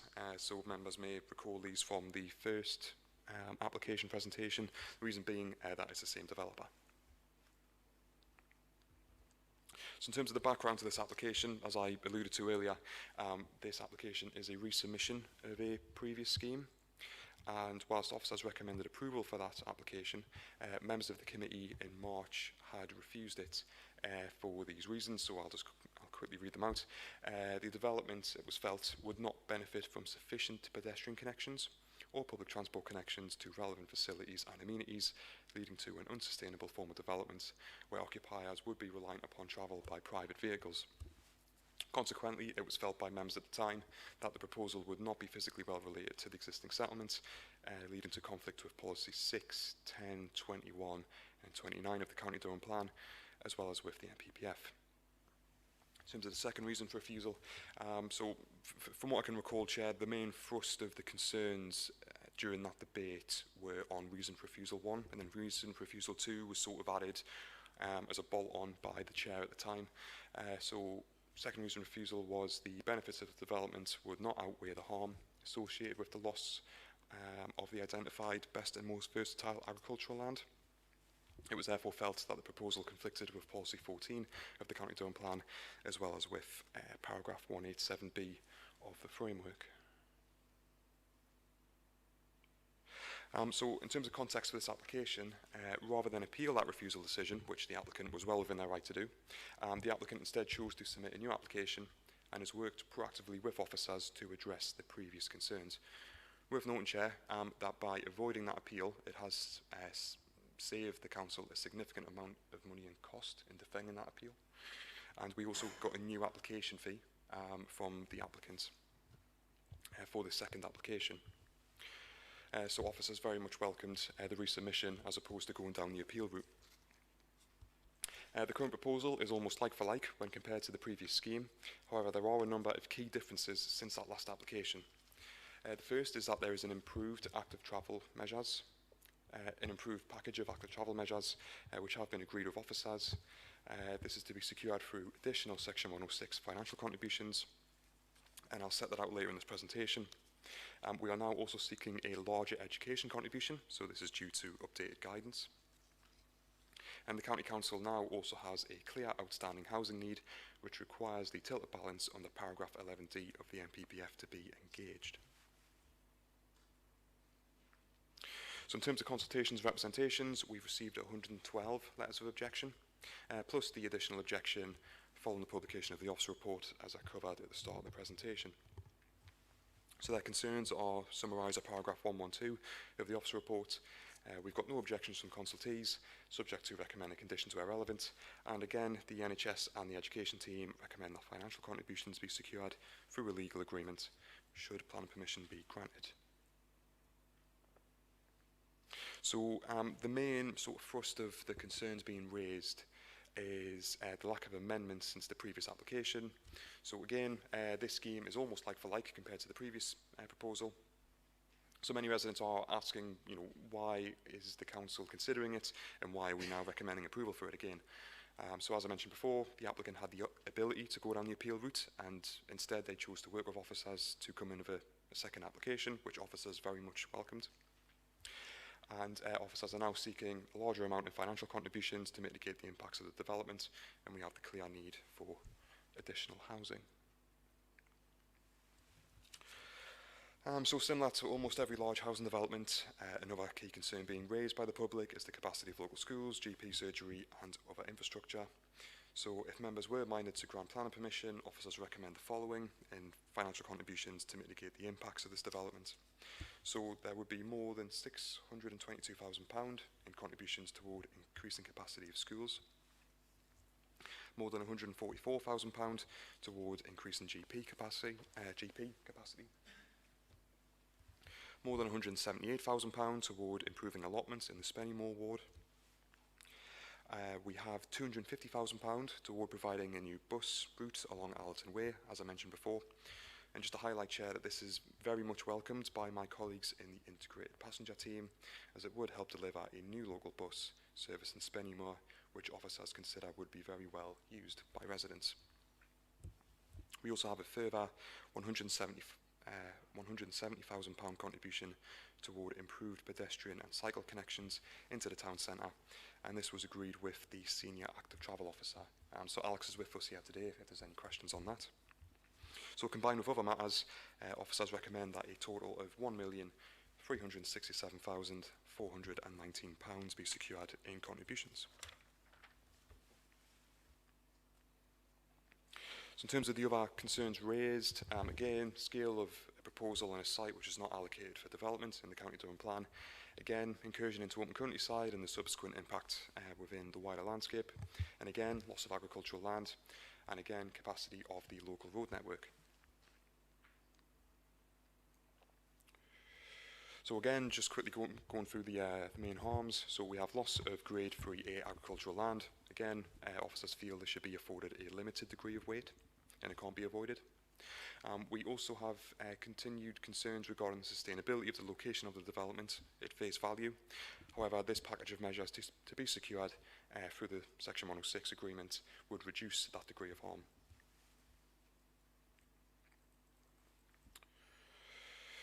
So again, benefits include the delivery of new housing, including affordable dwellings and bungalows, subsequent economic and social benefits, creation of jobs during the construction period, increased footfall for local businesses. This leads to a significant weight in favour of the scheme, given the county's outstanding housing needs.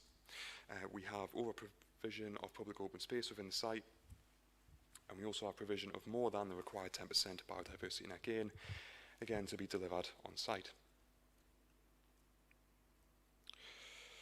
So again, similar to the first two applications, in accordance with paragraph 11D of the NPPF, given the absence of a 5-year housing land supply, it is felt that the identified adverse impacts do not significantly and demonstrably outweigh the benefits of this proposed development. Therefore, again, officers recommend that members approve this application, subject to entering into a legal agreement with the applicant, as summarised at the bottom of the officer report, and subject to the conditions listed at the bottom of the officer report. Thank you, Callum. Now we have several speakers. I'll start with Ian Morris, who is a member of Spennymoor Town Council. You have unlimited time, but as I've said before, try to keep it as close to 5 minutes as possible. Thank you, Chair. Just for point of clarity, I'm Ian Morris. I'm the Chief Officer of Spennymoor Town Council. I'm not an elected member. Thank you. Thank you, Chair. Spennymoor Town Council has considered this application in detail twice, initially with the first application and then again for the revised application in September 2025.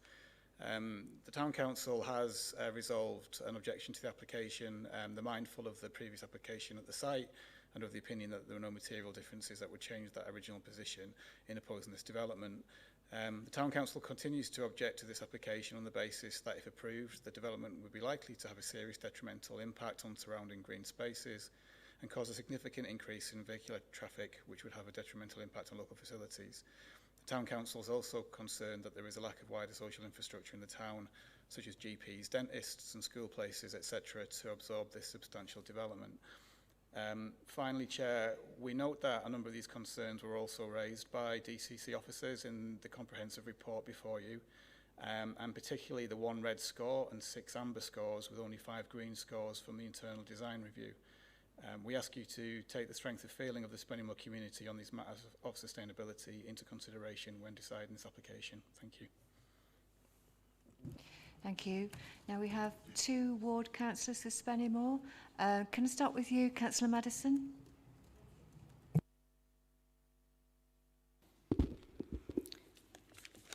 Thank you, Chair. Councillor Liz Madison, Durham County Councillor for Spennymoor Division, and also a Town Councillor for Spennymoor Town Council. But I did not speak at the Town Council when this item came up. Whitworth Park is in my division. I'm also a member of County Planning, but today I felt it necessary to speak as a local member for Spennymoor Division. At the County Planning meeting in March 2025, I spoke on the earlier planning application, DM 23-03347 FPA, citing a number of concerns with this development. I have not seen anything in this new submission that has alleviated my concerns. Indeed, throughout this planning report, reference is made that the development is not physically well related to the existing settlement. That was one of the reasons for refusal last time, and that it conflicts with policies. The development is planned to be built on prime agricultural land, of which 3.8 hectares is classed as best quality and conflicts with the policy 14 of the County Durham Plan. Once developed, this land would be lost forever, as would associated habitats. This was also highlighted as a reason for refusal in the March 2025 application. Spennymoor, including Tudor Division, has a multitude of developments, some recently completed, others in process of build, or there are brownfield lands already prepared and waiting for interested developers. Spennymoor has an overcapacity of house building to meet current local needs. It seems to me clear that some of the pressures here are down to the lack of infrastructure, doctors and dentists that we have in the town. And if this application proceeds, it will cause immense harm to the town. It is on greenfield land. It is in an area of high landscape value. It has mature trees and hedgerows. It's an area of natural beauty and diverse ecology and habitat.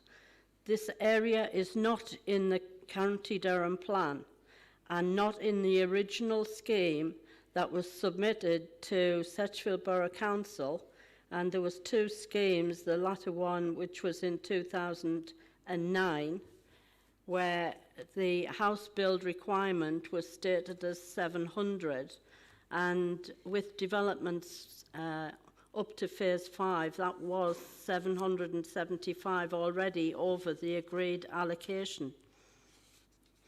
I believe that this development on Whitworth Park phase 6 is a windfall site.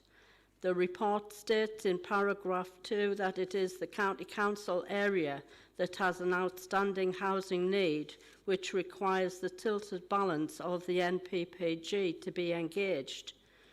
Whitworth Park's development is in the countryside. Policy 10 states development in the countryside will not be permitted unless allowed for by specific policies in the plan.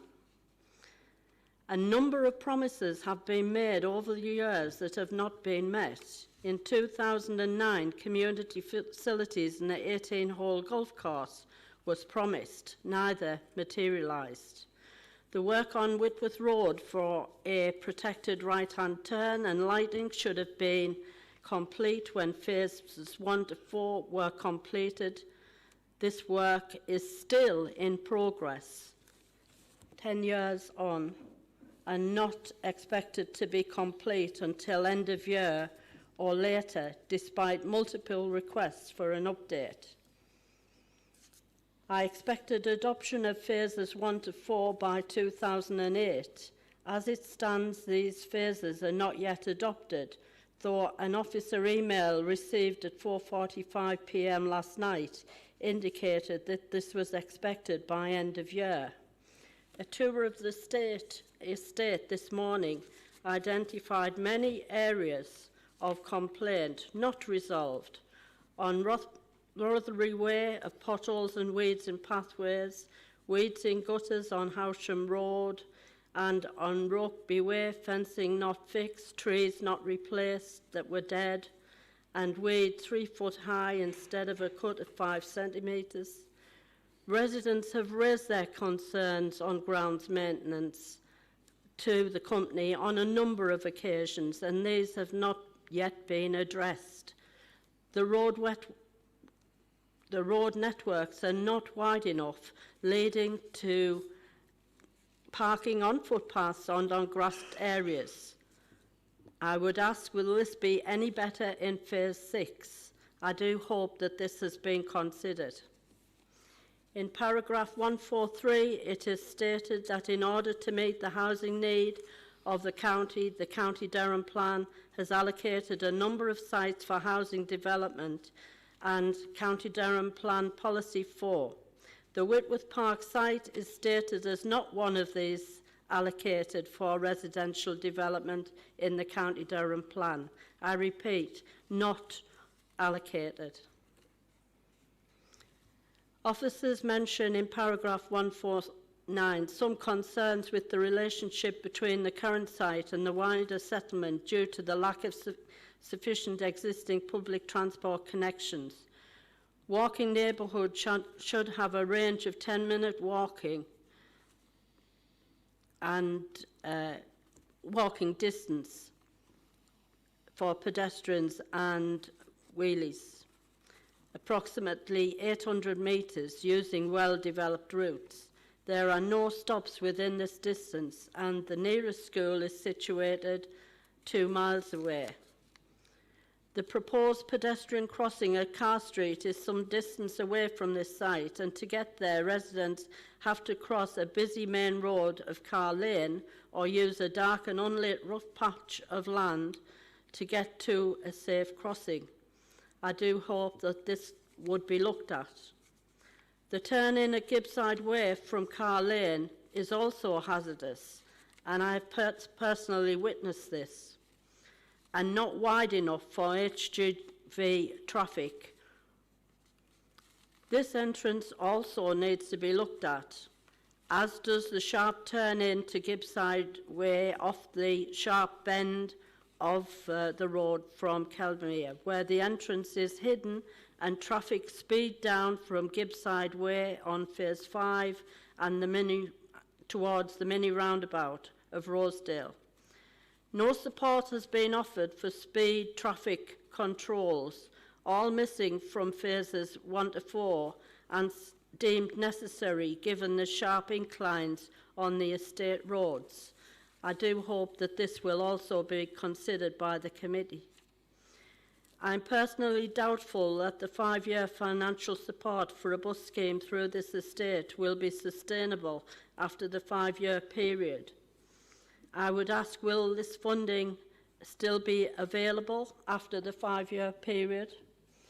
Although statistics and smart targets will be available to monitor this, the developer has offered bus teaser tickets and reduced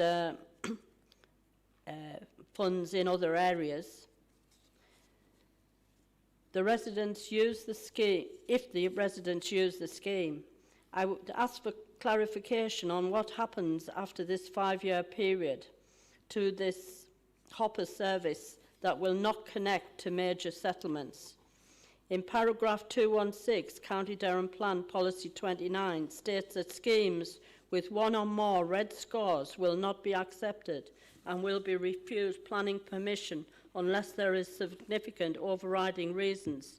Can I ask the committee to consider that the significant overriding, what are the significant overriding reasons to approve this application? In paragraph 218, it states there is 1 red, 6 amber and 5 green scores on this application, with the red score related to proximity to facilities and amenities due to its location, and that the proposal does not lend to a residential development which would benefit from convenient or attractive pedestrian connections to sufficient amenities within 800 metres retail. Actual walking distance, within 800 actual walking distance of the centre of the site, leading to occupiers of the development being reliant on their private vehicles for this day-to-day need. This conflicts with Policy 21 of the County Durham Plan, leading to a red score. Throughout the report, it is stated that issues will be resolved with conditions or with Section 106 contributions to offset any issues with the development. Once this area of natural beauty is gone, that meets County Council House Bill quotas, it is gone forever. Floodwater management and close proximity of coal seams to the surface are other identified issues that do not seem to have been fully covered in this report. Drainage strategy indicates that the technical details are quoted as insufficient, and it is also stated that the shallow coal seams within the site require investigation. Flooding in some areas has already been reported to Council where culverts have blocked up. This should also be looked at. Finally, on the Section 106 contributions offered, the allotment site near to Studley Drive that is mentioned in the report is not a Town Council-owned site. And I would ask the committee to note this, and that any contributions of Section 106 should be allocated to Town Council allotment sites. The contribution for nursery early years of £371,217 is for increased capacity at schools across the county, and £251,100 towards SEND schools across the county. Spennymoor Division has a need for nursery provision, and there is also a need for improvements in SEND provision within our Spennymoor Division, as well as need to alleviate traffic congestion issues in Rock Road area with a SEND school. I believe that Section 106 contributions should only ever be allocated within the local division of the development and not county-wide.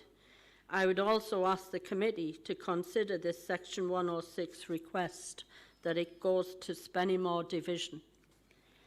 In the March application, provision was made for sports facilities and for funding towards the Spennymoor swimming pool in the town. This allocation has gone from this report, and some Section 106 allocations have now gone to other things. But if my calculations are correct, there does seem to be a shortfall of Section 106 contributions of around 86,000, which should be considered for Spennymoor Division. Thank you. Thank you, Councillor. Now we have Councillor Pete Malloy. Can you try and keep it as close to 5 minutes as possible? Thank you, Chair. Councillor Pete Malloy, Spennymoor Division. This planning application, which is a resubmission of a previous planning application for the construction of 299 dwellings and associated infrastructure is on land that has not been allocated for housing in the County Durham Plan and was previously refused by the County Planning Committee in March of this year for the reasons stated in paragraph 1 of the report, being 1, the development would not benefit from sufficient pedestrian connections or public transport connections to relevant facilities and amenities, leading to an unsustainable form of development where occupiers would be reliant upon travel by private vehicles. Consequently, the proposal would not be physically well related to the existing settlement. The development therefore conflicts with policies 6F, 10P, 21A and B and 29M and N of the County Durham Plan and with parts 9 and 14 of the National Planning Policy Framework. And 2, the benefits of the development would not outweigh the harm associated with the loss of identified best and most versatile agricultural land. The proposal therefore conflicts with policy 14 of the County Durham Plan and with paragraph 187B of the National Planning Policy Framework. With this resubmitted planning application, we need to ask ourselves if there are fundamental differences to the 2 refusal reasons stated above to grant planning permission this time. In paragraph 2 of the report, it states, the current proposal is almost like for like when compared to the previous application.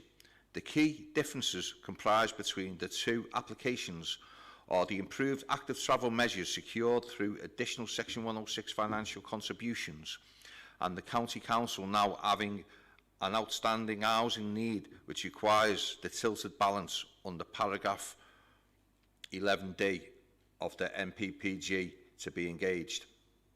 When looking at the planning application, it is almost like for like, but the big difference is the reduction of affordable housing provision from 200 dwellings in the previous planning application to 45, which does comply with the 15% needed to be secured as per the County Durham Plan. In paragraph 116 of the report, it states, the scheme proposes 299 family homes for local people.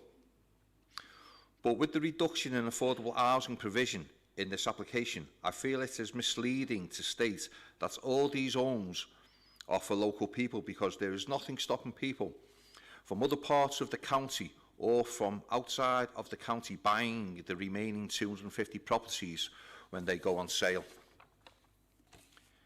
If the planning application is approved, the site will become part of an estate that currently has approximately 750 dwellings on it, and it will increase the size of the estate to approximately 1,050 dwellings.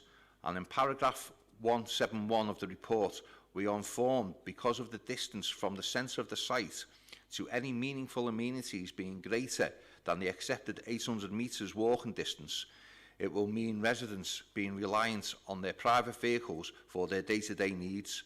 It states in this paragraph, the opportunity for occupiers of the development to substitute private vehicle use with walking would therefore be extremely limited. The harm resulting from this issues weigh against the proposal. The proposal therefore conflicts with policy 21 of the CDP and leads to a red score in this respect. Paragraph 170, which deals with pedestrian connections, provides a list of the nearest facilities and amenities, with the Ash Street pub qualifying under the 800 metres walking distance from the centre of the site. I would also like to point out from that list that Oxclose Primary School has closed down but has reopened under the different name of Springmore Grange School and is located much further away in the town. The nearest existing public transport connections from the centre of the site is located on Carr Street, which is mentioned in paragraph 174 of the report and has been calculated to be approximately 600 metres actual walking distance and goes on to state. However, the 600 metres actual walking distance is beyond the 400 metres standard established by the CIHT guidance and the Active Travel England ATA guidance referenced above.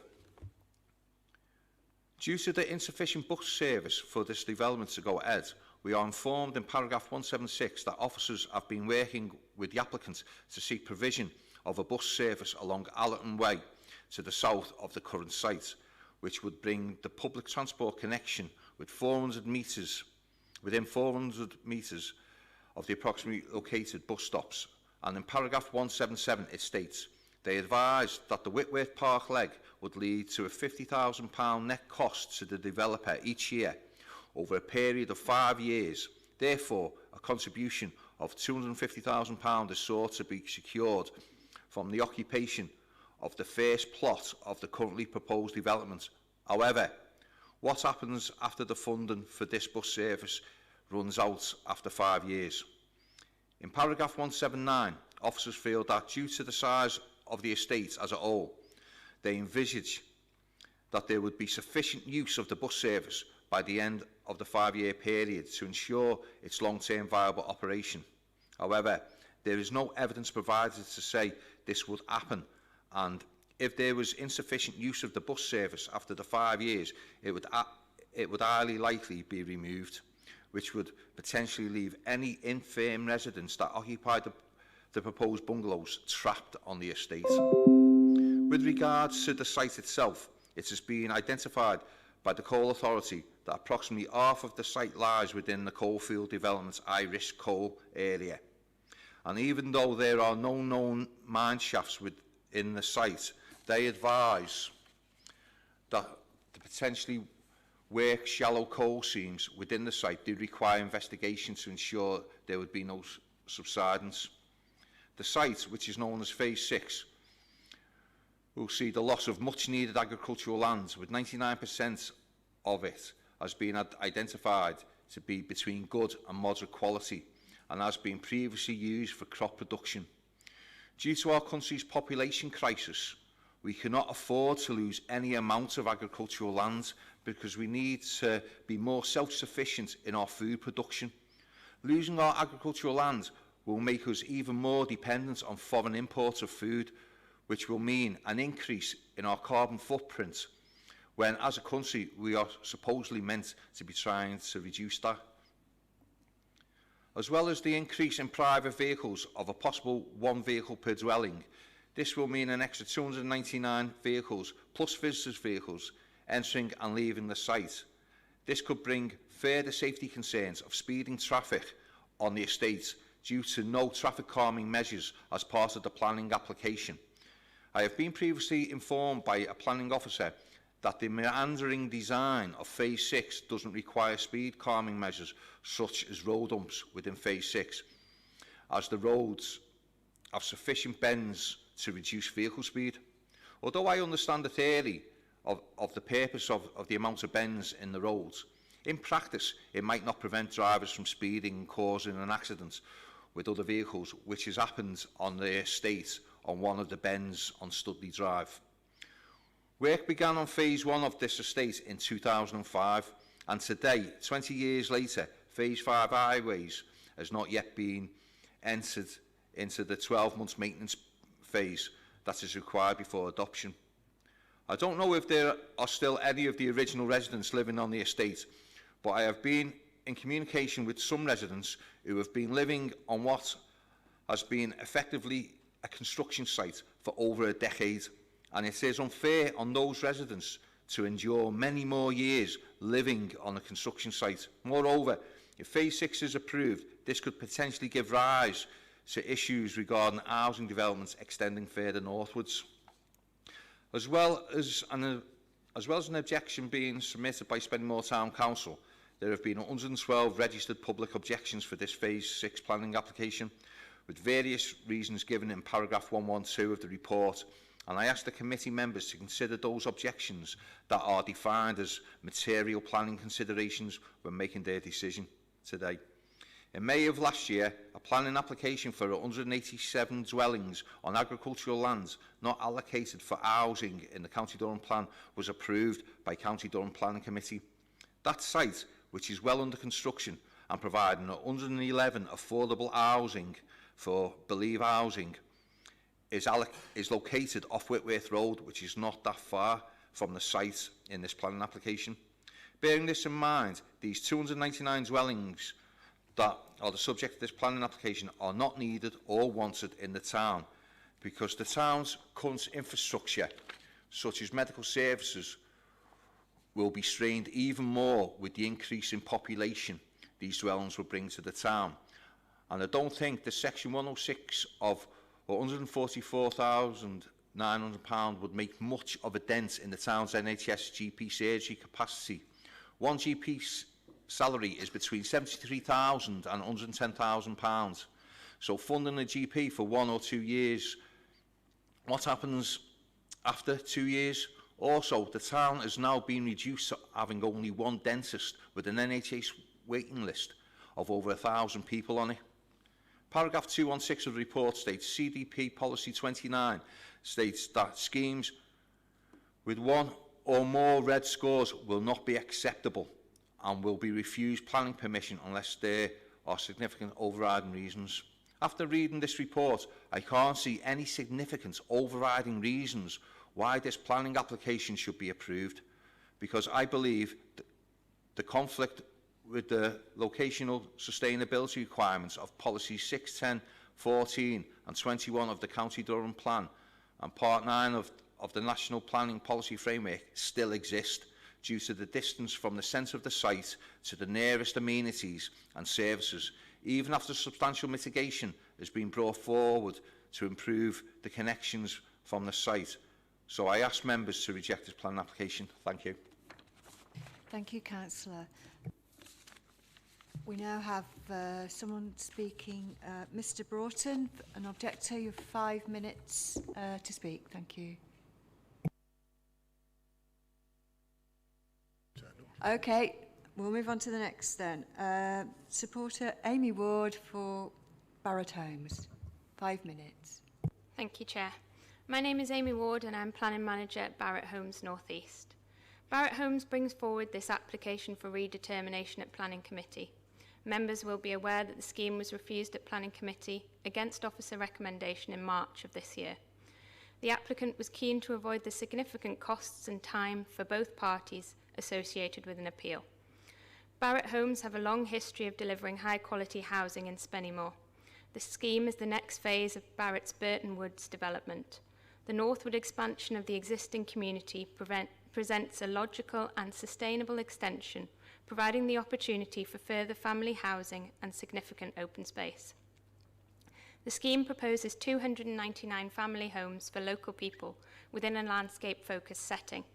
A key element of the design is the central landscape spine, which incorporates a meandering footpath, play area for younger children, and an advanced trim trail for play and fitness. The development has the real benefit of being able to create a fully sustainable community by providing family housing across a range of market and affordable tenures, 66% accessible and adaptable housing and 19% bungalows, designed to meet the local demand for housing. The new homes proposed have been designed to reflect the most recent changes in building regulations and so are more energy efficient. Importantly, this will help residents save on their bills. The Council can no longer demonstrate a 5-year housing land supply, and there is a need to bring forward well-designed schemes in sustainable locations to address the housing shortfall. This scheme, which is fully compliant with all local policies, would address this need for housing for local people, in particular family housing and bungalows, which allow people to stay in their community with family and friends for longer. This scheme also provides policy-compliant affordable housing. For this site, that would mean 45 affordable houses. We recognise that sustainability was seen as a key concern raised by members on determination of the application in March. As part of this resubmission, our highways consultant carried out a full walking and cycling audit of routes to key services and facilities. Through this, we identified a number of measures that could be introduced. The applicant is providing a contribution of £170,000 to enable active travel to introduce a package of measures which will improve the quality of the pedestrian and cycling connections. This will be in addition to a contribution of £250,000 to expand the bus service into Spennymoor Town Centre, allowing it to enter the site and increasing its frequency, whilst also ensuring the houses in this development will be within 400 metres of a bus stop. As members will note from their report, the site measures 13.8 hectares. Of that, 3.9 hectares, 28%, is Grade 3A. The site is currently cropped to cereals and oilseed rape on a rotational basis. However, the farmer has reported that the ground has proven to be of poor agricultural quality, and it is becoming increasingly challenging and uneconomical to farm. Soils are heavy and poorly structured, with areas prone to waterlogging and compaction. This significantly restricts machinery access and workable days, particularly during drilling and harvesting periods. These conditions contribute to consistently low yields, typically in the region of 1 to 2 tonnes per acre, compared with expected yields on more productive land of around 4 tonnes per acre. The site is only able to be farmed with significant and unjustifiable inputs. Without any farm support or environmental stewardship schemes in place on the land, its contribution to local food production is limited. It is considered that the development of this site for 299 homes will create new investment in the area and increased activity. This will have tangible economic benefits as well as providing extensive open space, play areas and fitness opportunities for the community. 62 direct construction jobs locally per annum, increased expenditure of 7.66 million to the local economy, 501,000 per annum in council tax and Section 106 contributions of 1.36 million. In conclusion, I hope members feel they can support this application, which we, the applicant, have brought back to committee in good faith, grounded by policy and fully supported by consultees and council officers. Thank you. Thank you. Callum, there's probably 1 or 2 points you want to address from that. Yes, Chair. So a number of different points have been raised. So just to quickly say that all the concerns raised have already been covered in the officer report. So in terms of highways, we have our highways officer here today, if you've got any questions on that. In terms of active travel measures, such as pedestrian connections and cycling connections, we also have Alex Puddick, our senior active travel officer here, if you have any questions on that. In terms of the housing need, just to reiterate, this is a government-imposed requirement. It's not a requirement imposed by the County Council. In terms of GP and school capacity, as mentioned in the presentation, officers will be securing 106 monies toward increasing capacity. Just a point of clarity, the site is not a designated area of higher landscape value in the County Durham plan, although I appreciate it is of some local landscape value within short distance views, and officers are mindful of this, and this has been afforded weight in the Balancing Act when making my recommendation. In terms of the bus funding, this was raised the last time this application came to committee. So the bus team within the council, they're advising that the planning department can only reasonably secure funding for up to 5 years. And then beyond that, it is anticipated that there'll be enough people regularly using the bus to ensure that it is financially sustainable. So after that 5-year period, a private sector operator would likely step in and ensure that the bus continues to operate going forward. And then in terms of the red score on sustainability, officers feel this has been addressed by the mitigation measures proposed by the applicants and also combined with other wider benefits in the Balancing Act, which is why I'm sitting here recommending approval. So I hope that helps. Thank you. I'll throw that open now for questions. Councillor Hope. Thank you, Chair. Could the developer just confirm that obviously on the northwest side of the development plan, there's going to be a play area for children in there, but I noticed there's a soak-off within there as well. What mitigation measures are going to be put in to stop children going into that area and potentially drowning?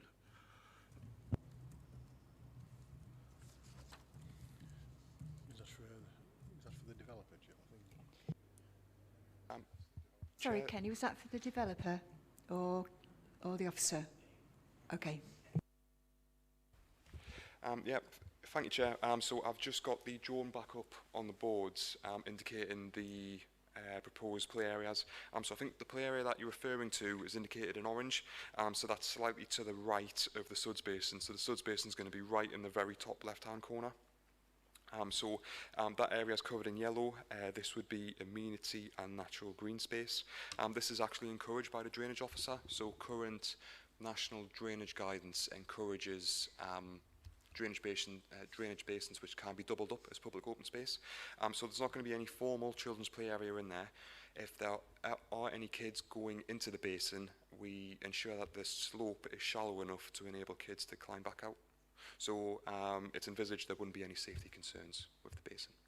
So there's not going to be any deep water in there? No. So the intention is that during periods of high rainfall, it'll fill up, but then that'll drain away over time. Thank you. Any more questions? Councillor Stevenson. Yeah, just a quick question on the, obviously the core boards mentioned the core seams. What type of mitigation do we take into looking into these core seams and how close they are to the surface before we allow building to go ahead? Callum? Yep, yeah. Chair. So this was raised the last time the application came to committee as well.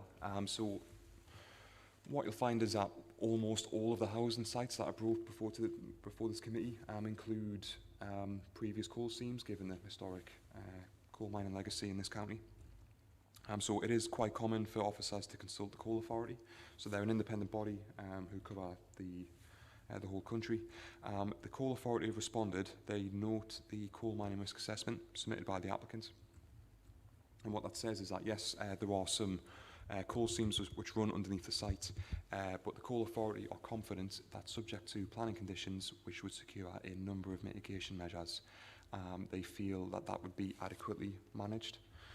So we also have a condition in there where if any unforeseen contamination was discovered during the construction period, let's say, for example, the lads on site are building a foundation trench for a dwelling and they uncover something which isn't meant to be there, they cease works immediately, they get the relevant consultants on board. So while it's tied to the planning process, this is actually a very technical matter. So the technical consultant that the applicant is instructed, they'll be taking liability based on what they've submitted to the council. Thank you. Any questions, Councillor Bellingham? Thank you, Chair. I just want a little bit of clarity because obviously some of the people have said this is prime agricultural land, and obviously in the report it's assessed as 3A. That's it, and I know that it's on definite it's good, but is that actually prime? We're talking it's in the middle here, but it's not prime, but it's not bad. Can we just have some clarity on that, Callum, please? Yeah, fine. So in terms of agricultural land, Natural England, who are another body who work for the government, they have set out the agricultural land classification. So this covers all undeveloped land across the country, and that's grades 1 through to 5. So grade 1 being of excellent quality. Grade 2 is very good, grade 3A is good, grade 3B moderate, and then so on and so forth. So what the NPPF says is that grade 3A and 2 and 1 is classed as best and most versatile. So the thinking behind that is that these areas of land should produce the higher crop yields. So the application supported by a document which says that part of the site is grade 3A. I have to afford that weight is an issue, but given the significant benefits of housing delivery on this site, in this instance, I feel that harm is outweighed by other considerations. If this was grade 1 land, there's not much of it in County Durham, but if this was grade 1 land, even under tilted balance, it would be very difficult to support this scheme. But because it's grade 3A, not 2, not 1, I feel the harm is outweighed. Thank you. Any? Oh, right, Councillor Hope. Oh, Woodhouse. Cheers, Chair. Just going on about this, our colleagues over there spoke about food security. Now, at the minute, with central government's policies, the agricultural industry is absolutely on its knees. It's really struggling. We can't change these policies. We can't make it. These developments like this for the farmers and that money that generates allows them to put more effort into the other fields, into the farm, and keeps the farms going to keep our food security going. So actually these little pockets of housing estates, it's not going to be used for housing, they're going to be used for solar panels. It's obvious. Farmers cannot keep going on this way. They have to diverse. So by giving up a bit of land to concentrate on other things like that, that land is used for cereal and oilseed rape. This year the yield has been absolutely shocking. Fertiliser, fuel costs and machinery costs, that farmer would have made a loss on that field. He can't do that on his whole farm. So he needs to bring in an income. So this income from this proposal will actually keep his farm going to enhance our food security, not lose our food security. So on that recommendation, plus the other thing with this is it's already gone back to, it's been appealed once. The developers have worked with the council to heighten the development, make it better. They've worked really hard. They could have took it to appeal, and they could have won, and it could have cost us money, but instead they've rather gave the council money to make this a better development. I'm going to go with the officer's recommendation and put it through for approval, please. I think there may be a few comments to be made before that point. So I'll just throw that open to debate now if everyone's finished with questions. Councillor Elmer. I just want to make the point that that's the third occasion in this meeting where a recommendation has been made before we've even had a chance to discuss the application. First of all, I just want to invite people to look at the shape of that. It's an unallocated site, and in accordance with our planning policy, if we're going to be giving approval for development on an unallocated site, it needs to be well related to the existing settlement. That's just an enormous bulge out of the existing settlement extending north. There's no way you can look at that and conclude that that's well related, certainly from a geographic perspective. And we also know that it's not well related from a sustainability perspective as well, given the excellent points that Councillor Malloy's made in relation to the distance people have to travel to get to services.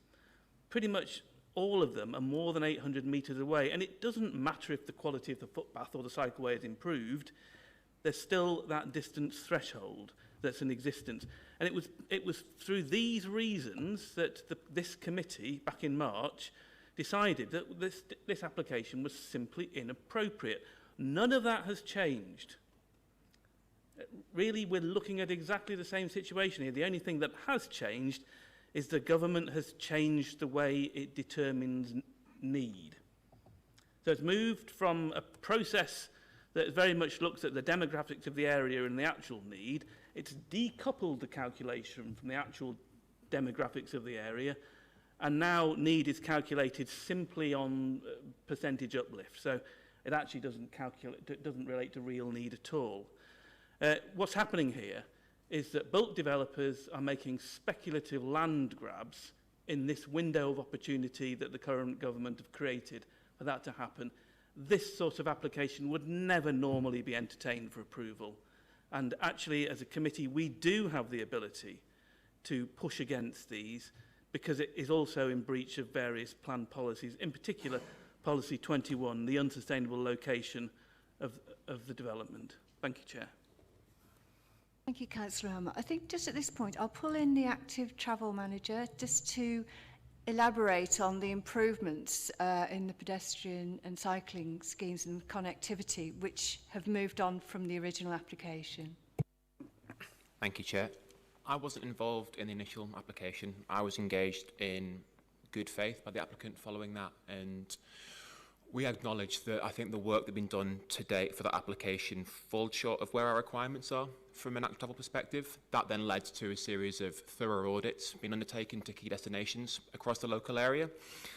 That's in line with best practice and guidance. That's something that Active Travelling and recommend on a daily basis, and how we approach other sites that come forward as well. That audit identified deficiencies on the network that would potentially hinder the attractiveness of walking, wheeling and cycling for all users to and from the site.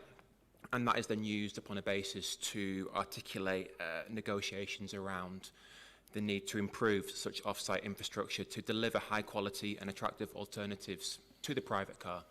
That's also taken in the round in lieu of the bus service enhancement proposal that has been put in place and the improvements to lower the threshold to that bus stop, with a view that journeys can be undertaken for some users if they wish to do so. Appreciate that not everyone can sort of travel for some of those distances by multimodal journeys. So in the round, we feel that this investment will not act in isolation to deliver improvements in the localised area, and it can, in a similar vein to the other sites that were discussed earlier today, leveraging other investment that is available in the town, whether it's through the Pride in Place programme, but also conversations that we can articulate from a perspective with colleagues at NECA. So it is quite a substantial sum in relation to the area. I do acknowledge that the site is located outside of the thresholds. Those thresholds, 400 metres for bus stops and 800 metres for facilities and amenities, are used to inform the assessment of audits, and where they exceed those thresholds, it's not a case of a negative view is reached. Further work is then done with the applicant to ensure that those connections are sufficiently high quality and attractive enough to encourage users to not drive there. So in the round, we took a view that actually on the second passing, which we're here today to discuss, that the site is a lot more attractive from a walking, wheeling and cycling perspective because of that investment that can be brought. And I think it's worth highlighting that the £170,000 is quite a substantial sum in the grand scheme of things. Thank you, Alex. Now, I think there were a couple more hands. Councillor Stevenson and then Councillor Hope. Thank you, Chair. I'm actually at quite the advantage. I used to live very close to this development, down at Troutbeck Close. There's a lot of talk about how well related it is to the settlement of Spennymoor. Well, in fact, Troutbeck, where I used to live, and Canterbury Close are actually much further north and a lot less related to the settlement than this development is. So that argument doesn't really quite sit well with me, really. Obviously, as well with the amount of traffic on Carr Street, I know most of the traffic. Obviously, when I lived on this estate a couple of years ago, the traffic comes from Oxclose Crescent and Woodview as well. It doesn't all come down that one road. And also on top of that, I want to mention the local businesses. I mean, the Ash Tree. A friend of mine, Michael, has that pub, and I'm sure he'll be very pleased with the footfall that this extra development's going to cause for his pub. And again, there's a number of small, locally run businesses within Spennymoor town that would benefit from this development and this increase in population. So I'd actually like to second Councillor Woodhouse's recommendation for approval. Thank you, Chair. Thank you. I'll just pull in Councillor Hope if you've anything more to add. Thank you, Chair. Councillor Madison and Malloy, again, brought out a lot of really good points there, but the policy is the policy. Now, Councillor Madison was referring to the bend on Carr Street and Gibbside Way, that junction being an absolute nightmare. Now, she says it was a sharp bend on Carr Street. Now, the length of that bend is 800 metres, so I can't see how that is a sharp bend, and it's 500 metres to the roundabout between Carr Street and Gibbside Way. And again, access to amenities, as in 400 metres, 800 metres, is recommendation, it's not actual policy. Now, for me, again, the benefits outweigh the negatives in this, and again, I'll be going with the recommendations of the officers to approve this application. Thank you, Chair. Thank you. Councillor Shulman. Just an observation. This development has a predominance of 3-bedroomed houses, unlike some others that have a predominance of 4-bedroomed houses. Now, 3-bedroomed houses are much more affordable than 4-bedroomed houses, so I think that is a distinct benefit for this development. Thank you. I think I also noted there was 56 bungalows included in development. Is that correct? Yep, Chair. So we're just referring back to paragraph 10 of the officer report. So we've got 56 2-bed bungalows, we've got 22 2-bed houses, and 126 3-bed houses. So in terms of the mix I would usually see on a scheme like this, we have lots of 2-beds, we have lots of 3-beds, and that is very much welcomed by officers. Thank you. Any further comment? And if not, we'll move to, who was it? Councillor Elmer. Sorry, just a quick point. Yeah, assuming that this is voted through, I just want to revisit the point made by, I think, a parish councillor in relation to section 106 spending going to the Spennymoor division. Is there any way we can influence that? Callum, is that one you can answer, or Steve? So the 106 would be seeking the payment of money toward allotments in the division.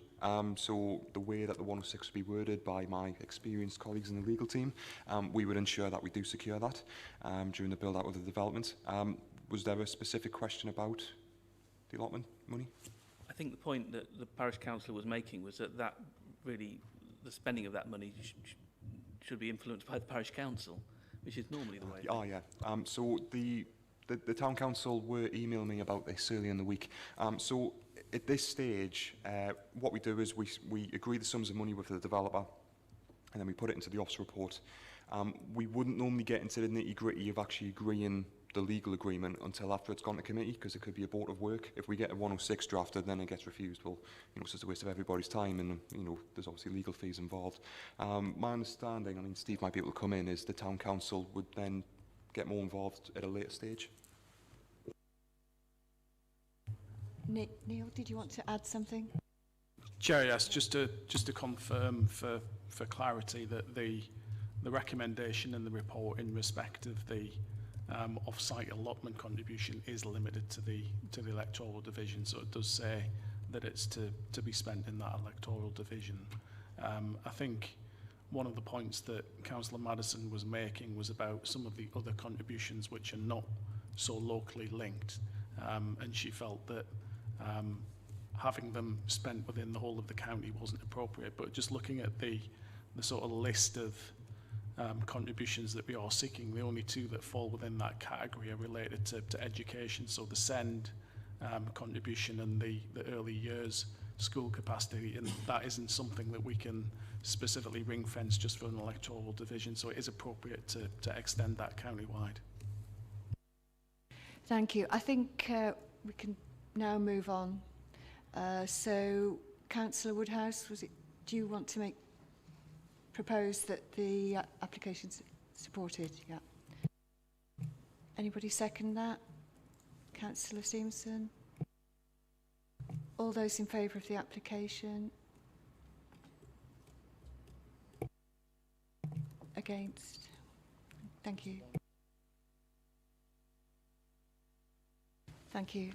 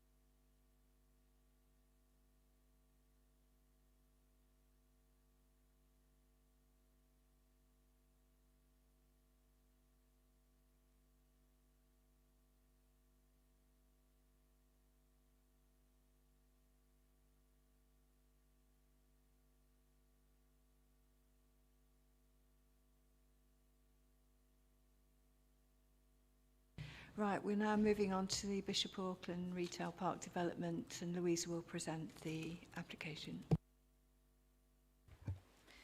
Thank you, Chair. Good afternoon, everyone. This is an application for the erection of Class A retail units with access, car parking, servicing, bin stores, sprinkler tanks, hard and soft landscaping, and other associated works on land west of Unit 18, Bishop Auckland Retail Park. Just one update for committee in that we've received a last-minute objection yesterday from a local resident who has raised concerns in relation to impacts to town centre, traffic levels, the lack of public transport and lack of provision for safe access to the retail park for pedestrians. So this slide shows the red line location plan for the Phase 2 development to the west of the now completed and occupied Phase 1 and a hotel and public house. So the application site is a 2.83 hectare parcel of land that lies to the south of the A688. To the south is open land, which comprises a public right-of-way, which is Bridle Way number 28, Bishop Auckland. And further south, land through which the River Gornless runs.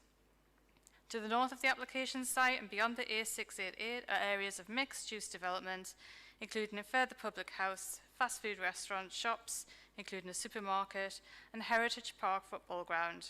To the west is disused farmland. The site is considered to be on the urban fringe of the settlement of Bishop Auckland, within the countryside, and is unallocated for development in policy terms. The application site is located within Flood Zone 1, which is the lowest level of flood risk. However, there is an overland flow route in the south of the site and a very small area at low risk of flooding within the centre of the site.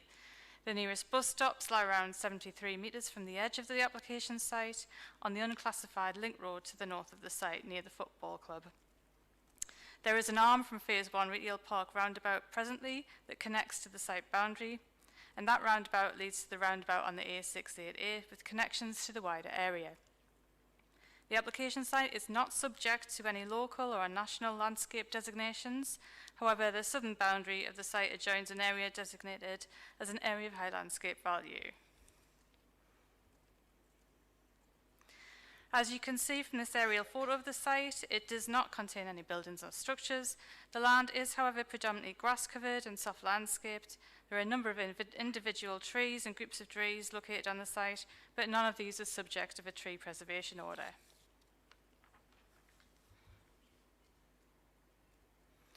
So this slide shows some photos taken within the site and shows that the site comprises various raised mounds of vegetated deposited waste materials in addition to the grass cover. This slide shows the site in views looking south from the A688 West Auckland bypass. You can see the current buildings for Phase 1 on the left of the picture and the grass cover and trees and hedges currently on the site. This slide details the views when approaching the site from the A688 from the west. This slide shows views of the site, which is on the right-hand side when entering the current Phase 1 access road. This slide shows the current pedestrian crossing measures from the areas to the north of the site into Phase 1 that this development proposes to improve upon with a financial contribution.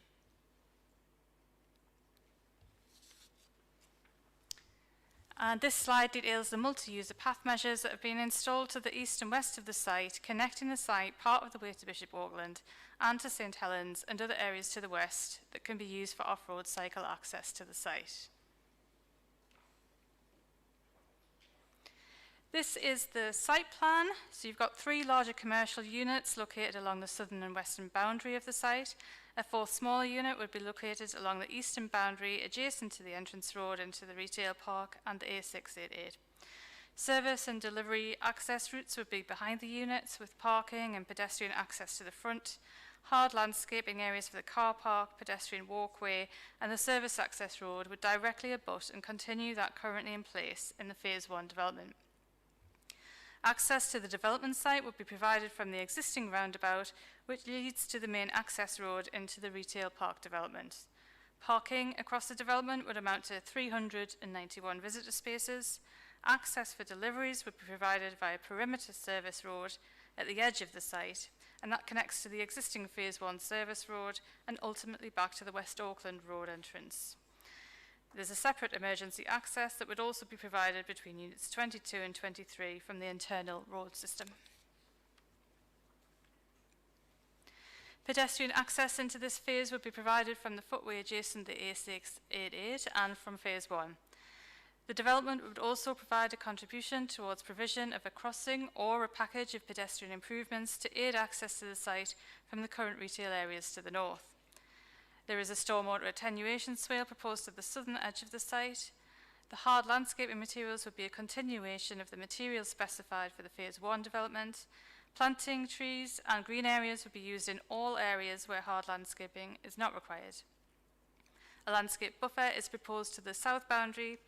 The bridle way is also proposed to be extended and improved within this landscape proposal. To the western boundary, it's also proposed to retain and strengthen the existing native hedge boundary. So we've got some elevation drawings here. The proposed units would be a steel frame with blockwork plinth, utilising a mixture of micro-rib profile composite cladding panels, timber cladding and curtain walling to either match or to complement the existing Phase 1 developments. This is a visual of the site from within Phase 1, looking west.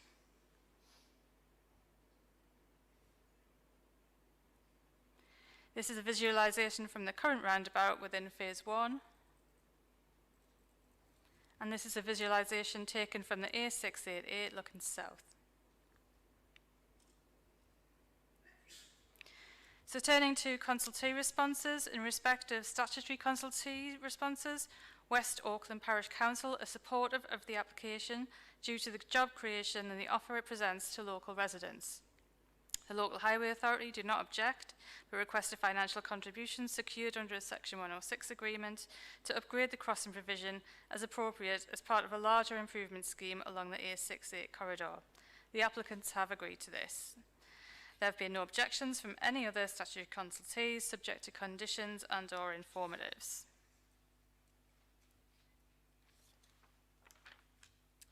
In terms of internal consultee responses, the Landscape Officer accepts the revised landscape plans now acceptably provide for a new western boundary of the settlement.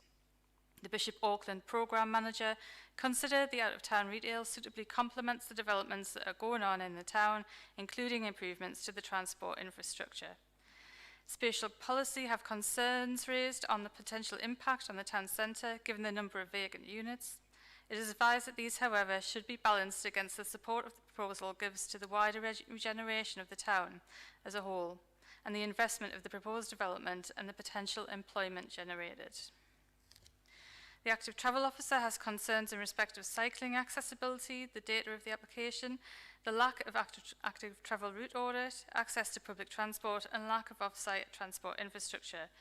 The officer recommends conditions or obligations in relation to site permeability and placemaking and cycle parking. There have been no objections from any other internal consultees subject to Section 106, conditions and/or informatives.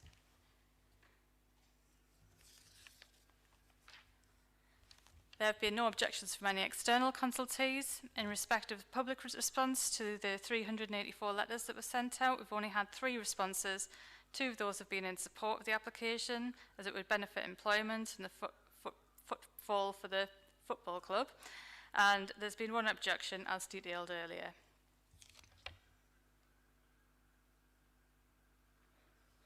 In summary of the key points, there would be some harm to the vitality and viability of the town centre and other centres, but this harm would not be significant adverse. There would also be some minor harm to the landscape and minor conflict with Policy 21 in respect of provision for cycling improvements. The development generally satisfies the policy requirements and can be supported as a scheme that meets the Council's retail and employment objectives and constitutes sustainable development. The proposal would not cause harm to residential amenity in the vicinity or harm to protected species, biodiversity or trees that cannot be mitigated or compensated for. The proposal is not prejudicial to highway safety, nor would it have a severe residual cumulative impact on network capacity, and in many ways it has good access by sustainable modes of transport. The proposal provides welcome improvements to the accessibility and pedestrian safety of the area and enhancements to biodiversity. The scheme mitigates its impacts in terms of flood risk and drainage, contamination and land stability.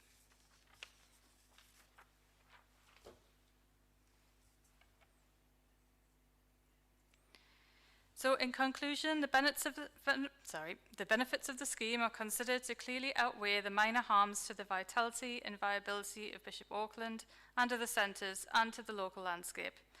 The proposals are generally compliant with the policies of the County Durham Plan and the framework.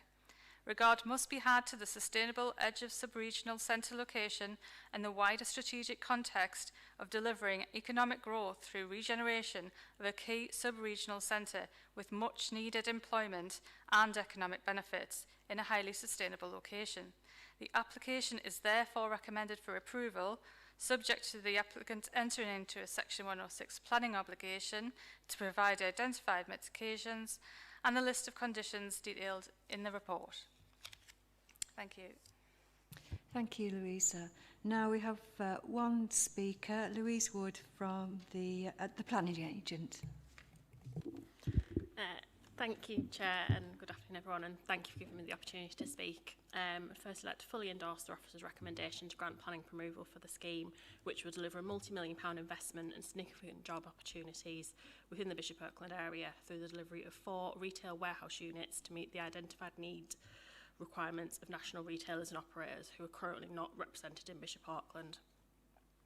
The application site occupies a highly accessible location on the southwest of the town, and the current proposals will complement and build on from the success of the recently completed Phase 1 development. The proposals will deliver new retail floor space in an out-of-centre location, and the applicant acknowledges that Bishop Auckland Town Centre is continuing to exhibit signs of weakness, although there has been some recent investment through a range of funding streams which has had a positive impact on the town centre. But the high vacancy rate does, however, remain a key area of keenness. The high vacancy rate does remain a key area of weakness for the town centre, but the existing retail vacant stock comprises mainly traditional small-scale retail units that aren't suitable for the national retailers that have been identified for the current proposals. They require kind of large, more modern format, regularly shaped units with a good frontage and convenient servicing that is proposed on this application. Therefore, the proposals will not impact on the regeneration objectives of bringing vacant town centres back into use, as the existing units can't fulfil the needs of the operators lined up. In the view of the nature of the retail units to be delivered, the proposals will compete mostly with the existing out-of-town retail warehouse developments at the Tyndale Crescent and the existing Phase 1 rather than the town centre itself. The proposals will also secure representation in the town from national retailers who currently do not have outlets within Bishop Auckland, meaning that residents of the town will no longer need to travel to other towns and cities to visit such outlets, thereby contributing to more sustainable shopping patterns. The proposed development will therefore not unacceptably impact on the vitality of the town centre, and it is important to recognise that no objections have been received from the town centre businesses or other town centre stakeholders, with a response from the Bishop Auckland Programme Manager recognising that proposals would complement the existing regeneration projects taking place. The application proposals represent multi-million-pound investment in the local area, building on what has already been delivered through the Phase 1, and once complete will generate in the region of 300 further jobs for local people, and the current application proposals will therefore positively align with the policy objectives aimed at supporting sustainable economic growth. The site is accessed by the existing Phase 1 development, and this is accepted by highways officers, and the proposals will not give rise to unacceptable impacts in terms of local highway network. The sufficient levels of car parking provided and Section 106 contributions will be secured to improve pedestrian connectivity. The proposals represent a high-quality form of design that will complement the existing design approach on Phase 1. The technical information that accompanies the application clearly demonstrates that the proposals will not give unacceptable impacts in relation to biodiversity, contamination, land stability, flood risk, drainage, air quality, archaeology or green infrastructure. So in summary, the application proposals will secure comprehensive redevelopment of an underutilised parcel of land occupying a highly sustainable location on the southwest of Bishop Auckland, securing multi-million-pound investment to the local area and representation by high-quality national retail brands that are currently not in the area. The proposals will also deliver a considerable number of jobs for local people and are therefore considered to represent an entirely acceptable form of development in this location that accords with the County Durham Plan and the MPPF. We will therefore hope that members are able to fully endorse the recommendation and grant planning permission. Thank you. Thank you. I think we can now look at questions. I've got a question first of all. I think maybe for highways. I travel that way quite often and familiar with a lot of residents around there, and the biggest complaint is safe crossing. And I'd like some reassurance that something's going to happen here. And also, is it a toucan crossing that you're considering? Yeah, I'll cover that off. So we obviously, as part of this application, there's a 106 request, which would be to upgrade the crossing facilities there. It can't be a toucan crossing in the current arrangements on the highways, but we're exploring what we could provide either instead or what we could do longer term that might make Etucan more viable. Hence why there's a request that this is a 106 payment as opposed to an explicit crossing form. But it does form part of a longer investment plan along that A688 corridor, including works to the roundabout just east of the access shown on the screen there, and also further works up at South Church and Cowden Gate roundabout. So there's quite a substantial package of investment coming forward along that corridor, partly to address some of those highway capacity concerns, but also some of the active travel connectivity and road crossing facilities. So it's all in that package, but it's not explicitly a Tooting crossing, no. But there will be a crossing, There'll be an something, enhanced crossing, yeah. a big improvement on what there is already, I hope. Yes, we're looking at all crossing opportunities along that whole corridor, in particular around the access where the retail park is. Thank you. Any questions? Councillor Elmer? Just a quick one. Actually, it's similar to yours, Chair. When you gave the presentation in relation to this, you mentioned you had some concerns in relation to active travel penetration into the site. Could you expand on that a little bit? The concerns in relation to active travel was that there wasn't an active travel audit submitted for the application. So it was done as an officer assessment rather than the developers didn't come forward with an active travel audit, which was requested. But actually, sort of, the concerns were regarding cycling infrastructure, but actually sort of around the site itself, it's actually quite well served by cycling infrastructure. But I think the active travel officer would have quite liked to have seen more infrastructure in terms of the LC whip for Bishop Auckland that is basically wanting funding for more infrastructure closer to Bishop Auckland. But it's whether you could really demand that from this site is sort of questionable. So the developer hasn't come forward with that for this site. But so therefore we have said sort of there is a slight conflict with policy in that respect. But I don't think that that would be a reason to refuse the application. Any further questions? Do you want to add anything in debate? Councillor Bellingham, Councillor Stevenson. Thanks, Chair. Yeah, I think this is a bit of a no-brainer, really. If we had objections from the town centre due to vitality and viability, then maybe there might be a little bit of to and fro on that, but we haven't had any. So I think because of the location and because it just looks like another phase of what's already there, I would like to propose the officer's recommendation and move this proposal in agreement. Thank you. Thank you. Councillor Elmer? Yes, I agree with that, and absolutely it seems to provide a situation where the benefits very much outweigh the impact associated with it. It would be nice if there could have been a greater consideration of how you could use the opportunity to improve cycling situations, because of course that's the sort of thing that keeps the roads freer of cars. But I'm very happy that it's going ahead. I'm very happy to second the recommendation to agree. Thank you. Councillor Stevenson, did you want to add something? Yeah, just this is mine. I live just up the road from here. The cycling proficiency is pretty good, to be honest. There are cycle paths right along that road that I use regularly. This is going to provide much needed jobs for the area. We do need desperately, and it's well used. The things that are there already are well used by myself, by my family, and by other residents of Bishop Auckland. So, yeah, I'll also be going for approval here on this application. Thank you. Thank you. So we've got a proposal from Councillor Bellingham and a seconder from Councillor Elmer. So can we put that to a vote? All those in favour of the application? That's unanimous. Great. Thank you.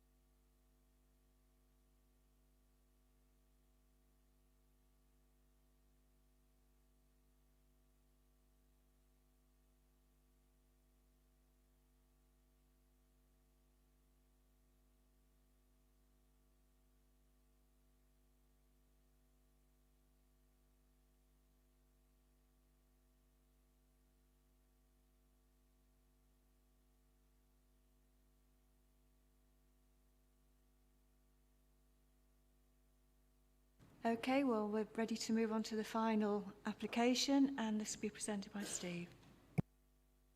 Thank you, Chair. Good afternoon, councillors, ladies and gentlemen.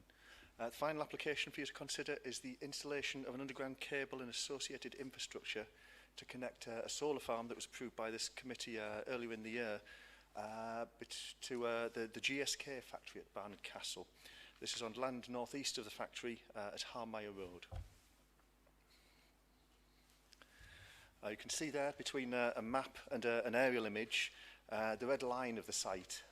The solar farm was on the brown area on the aerial picture to the northeast of it.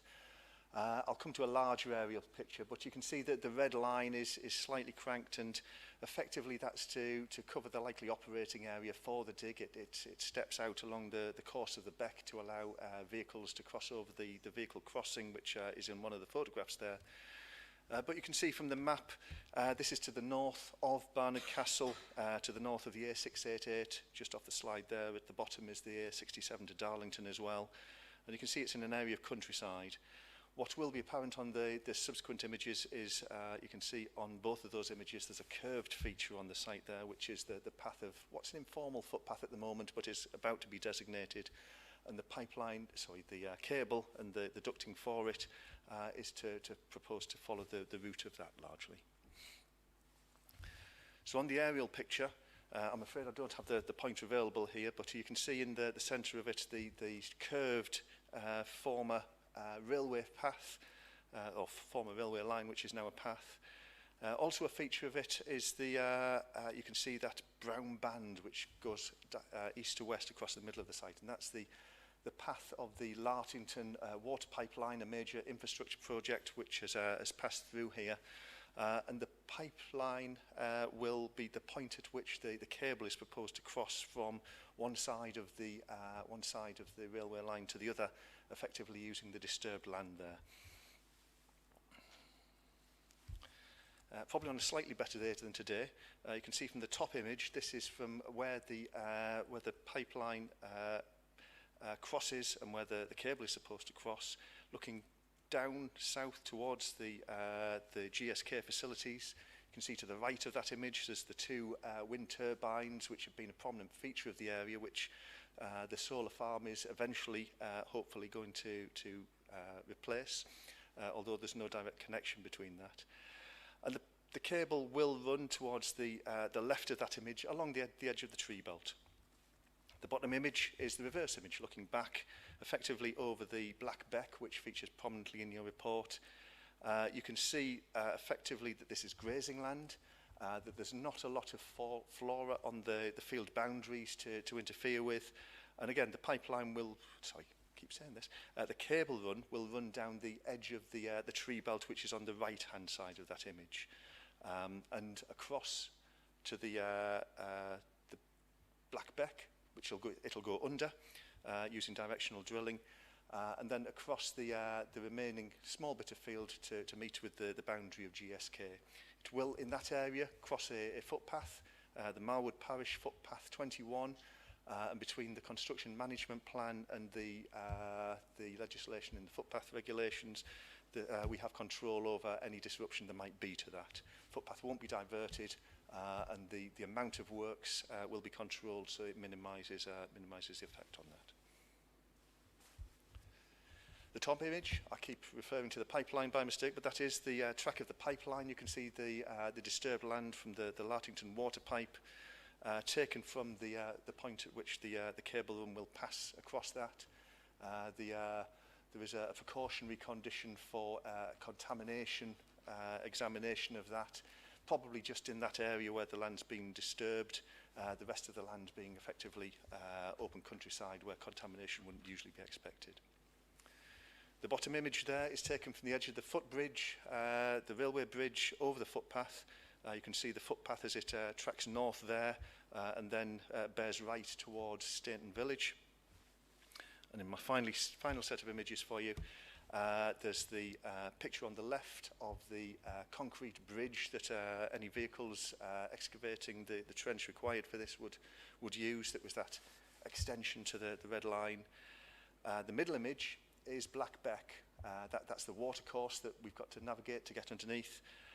And the right-hand side image is the stone bridge over which one of the local footpaths crosses that railway line.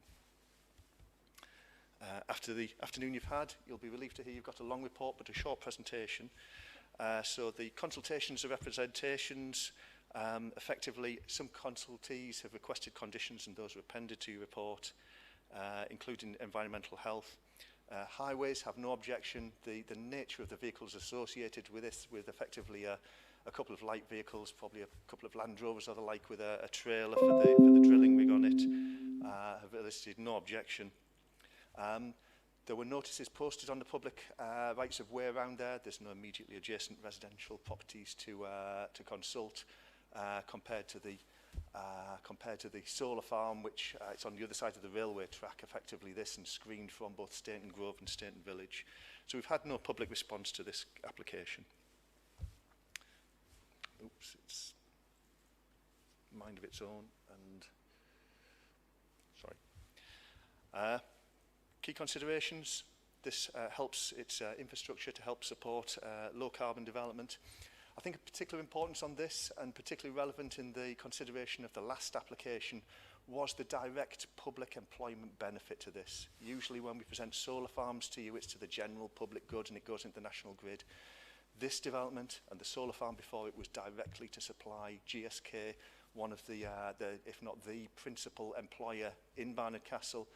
And I think it's reflected the importance to GSK is that we have a representative here, Mr. Kyriakou, who's prepared to answer any questions you might have for that, such as the importance of this project to the local employer. This has been development in the countryside, the landscape and visual impacts, the ecology, the drainage, the recreational amenity harm, the heritage harm. By the nature of this as an underground cable, it's a transient harm. It's when they dig the ditch, it's when they dig the ditch to take it back out again. Those are the elements of harm. After that, it's not really affecting the countryside, the grazing, the use, and there's no visual impact either for this site, which is part area of high landscape value, and a short distance from the national landscape, which is the new designation for the area of outstanding natural beauty. As I say, no highways concerns, and I've already covered the support this gives to a key local employer. So in conclusion, harms associated are transient, capable of mitigation, secured through conditions where required. The MPPF supports renewable and low carbon energy project and associated infrastructure, which is what this is.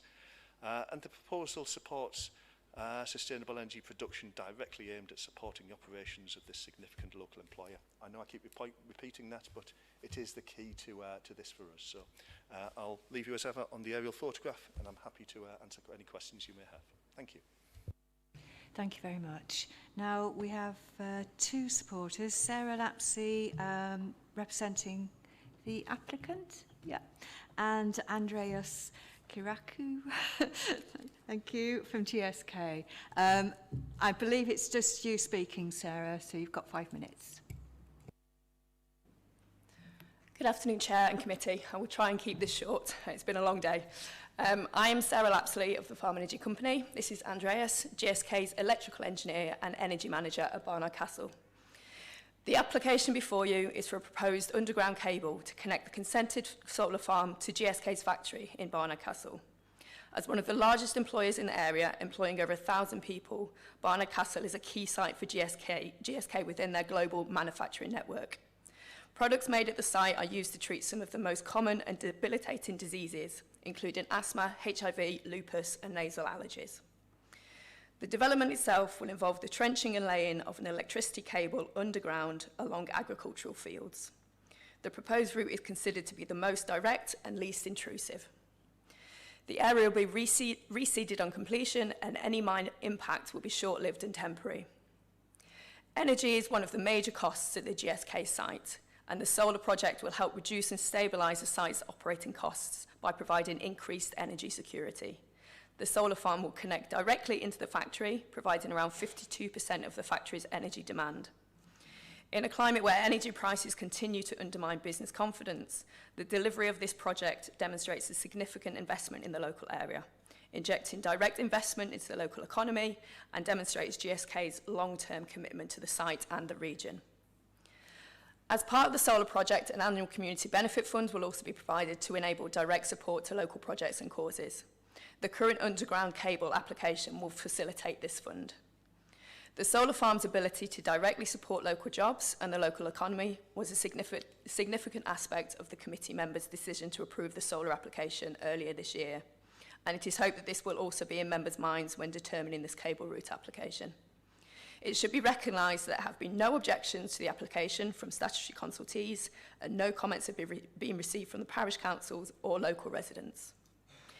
It is considered the proposal is in compliance with the relevant provisions of the local development plan, and we would request that this application be approved in line with the planning officer's recommendation. Thank you. Thank you. I think Neil just wants to mention something. Yes, thank you, Chair. This is just in respect of Councillor Stevenson. I know you declared an interest and you've come back in, but I think the nature of the interest that you've declared does mean that you need to leave the chamber whilst this is considered. Thank you. And now, members, any questions? Any comments to make? Elmer? Thank you, Chair. I think this is a really important application, and I remember at the initial application going through in March, and it's really fantastic to see that GSK are taking these sorts of steps to decarbonise their production process by about 51%, which is really quite a remarkable achievement. Of course, this is absolutely required to connect that energy to the factory, so it would be absurd for us to push back against this at this point. As the officer has said, any impacts are transient. You know, it's a question of potentially disturbed land that will rapidly recover. So I'm absolutely delighted to recommend to committee that we approve this application. And just one final point I would make is that I understand that the solar panels, I know that this isn't directly related to this application, but the solar panels are entirely consistent with agriculture as well, because animals can graze within them and between them, like actually is the case in most solar farms. So it's got great, it's a fantastic application, very happy to recommend its approval. Thank you, Councillor Elmer. I don't know whether people just want to move straight to second it. Councillor Shulman? I will second this application.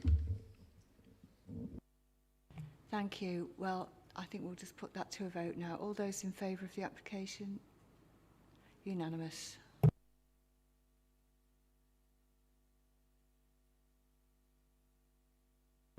That ends today's business at long last.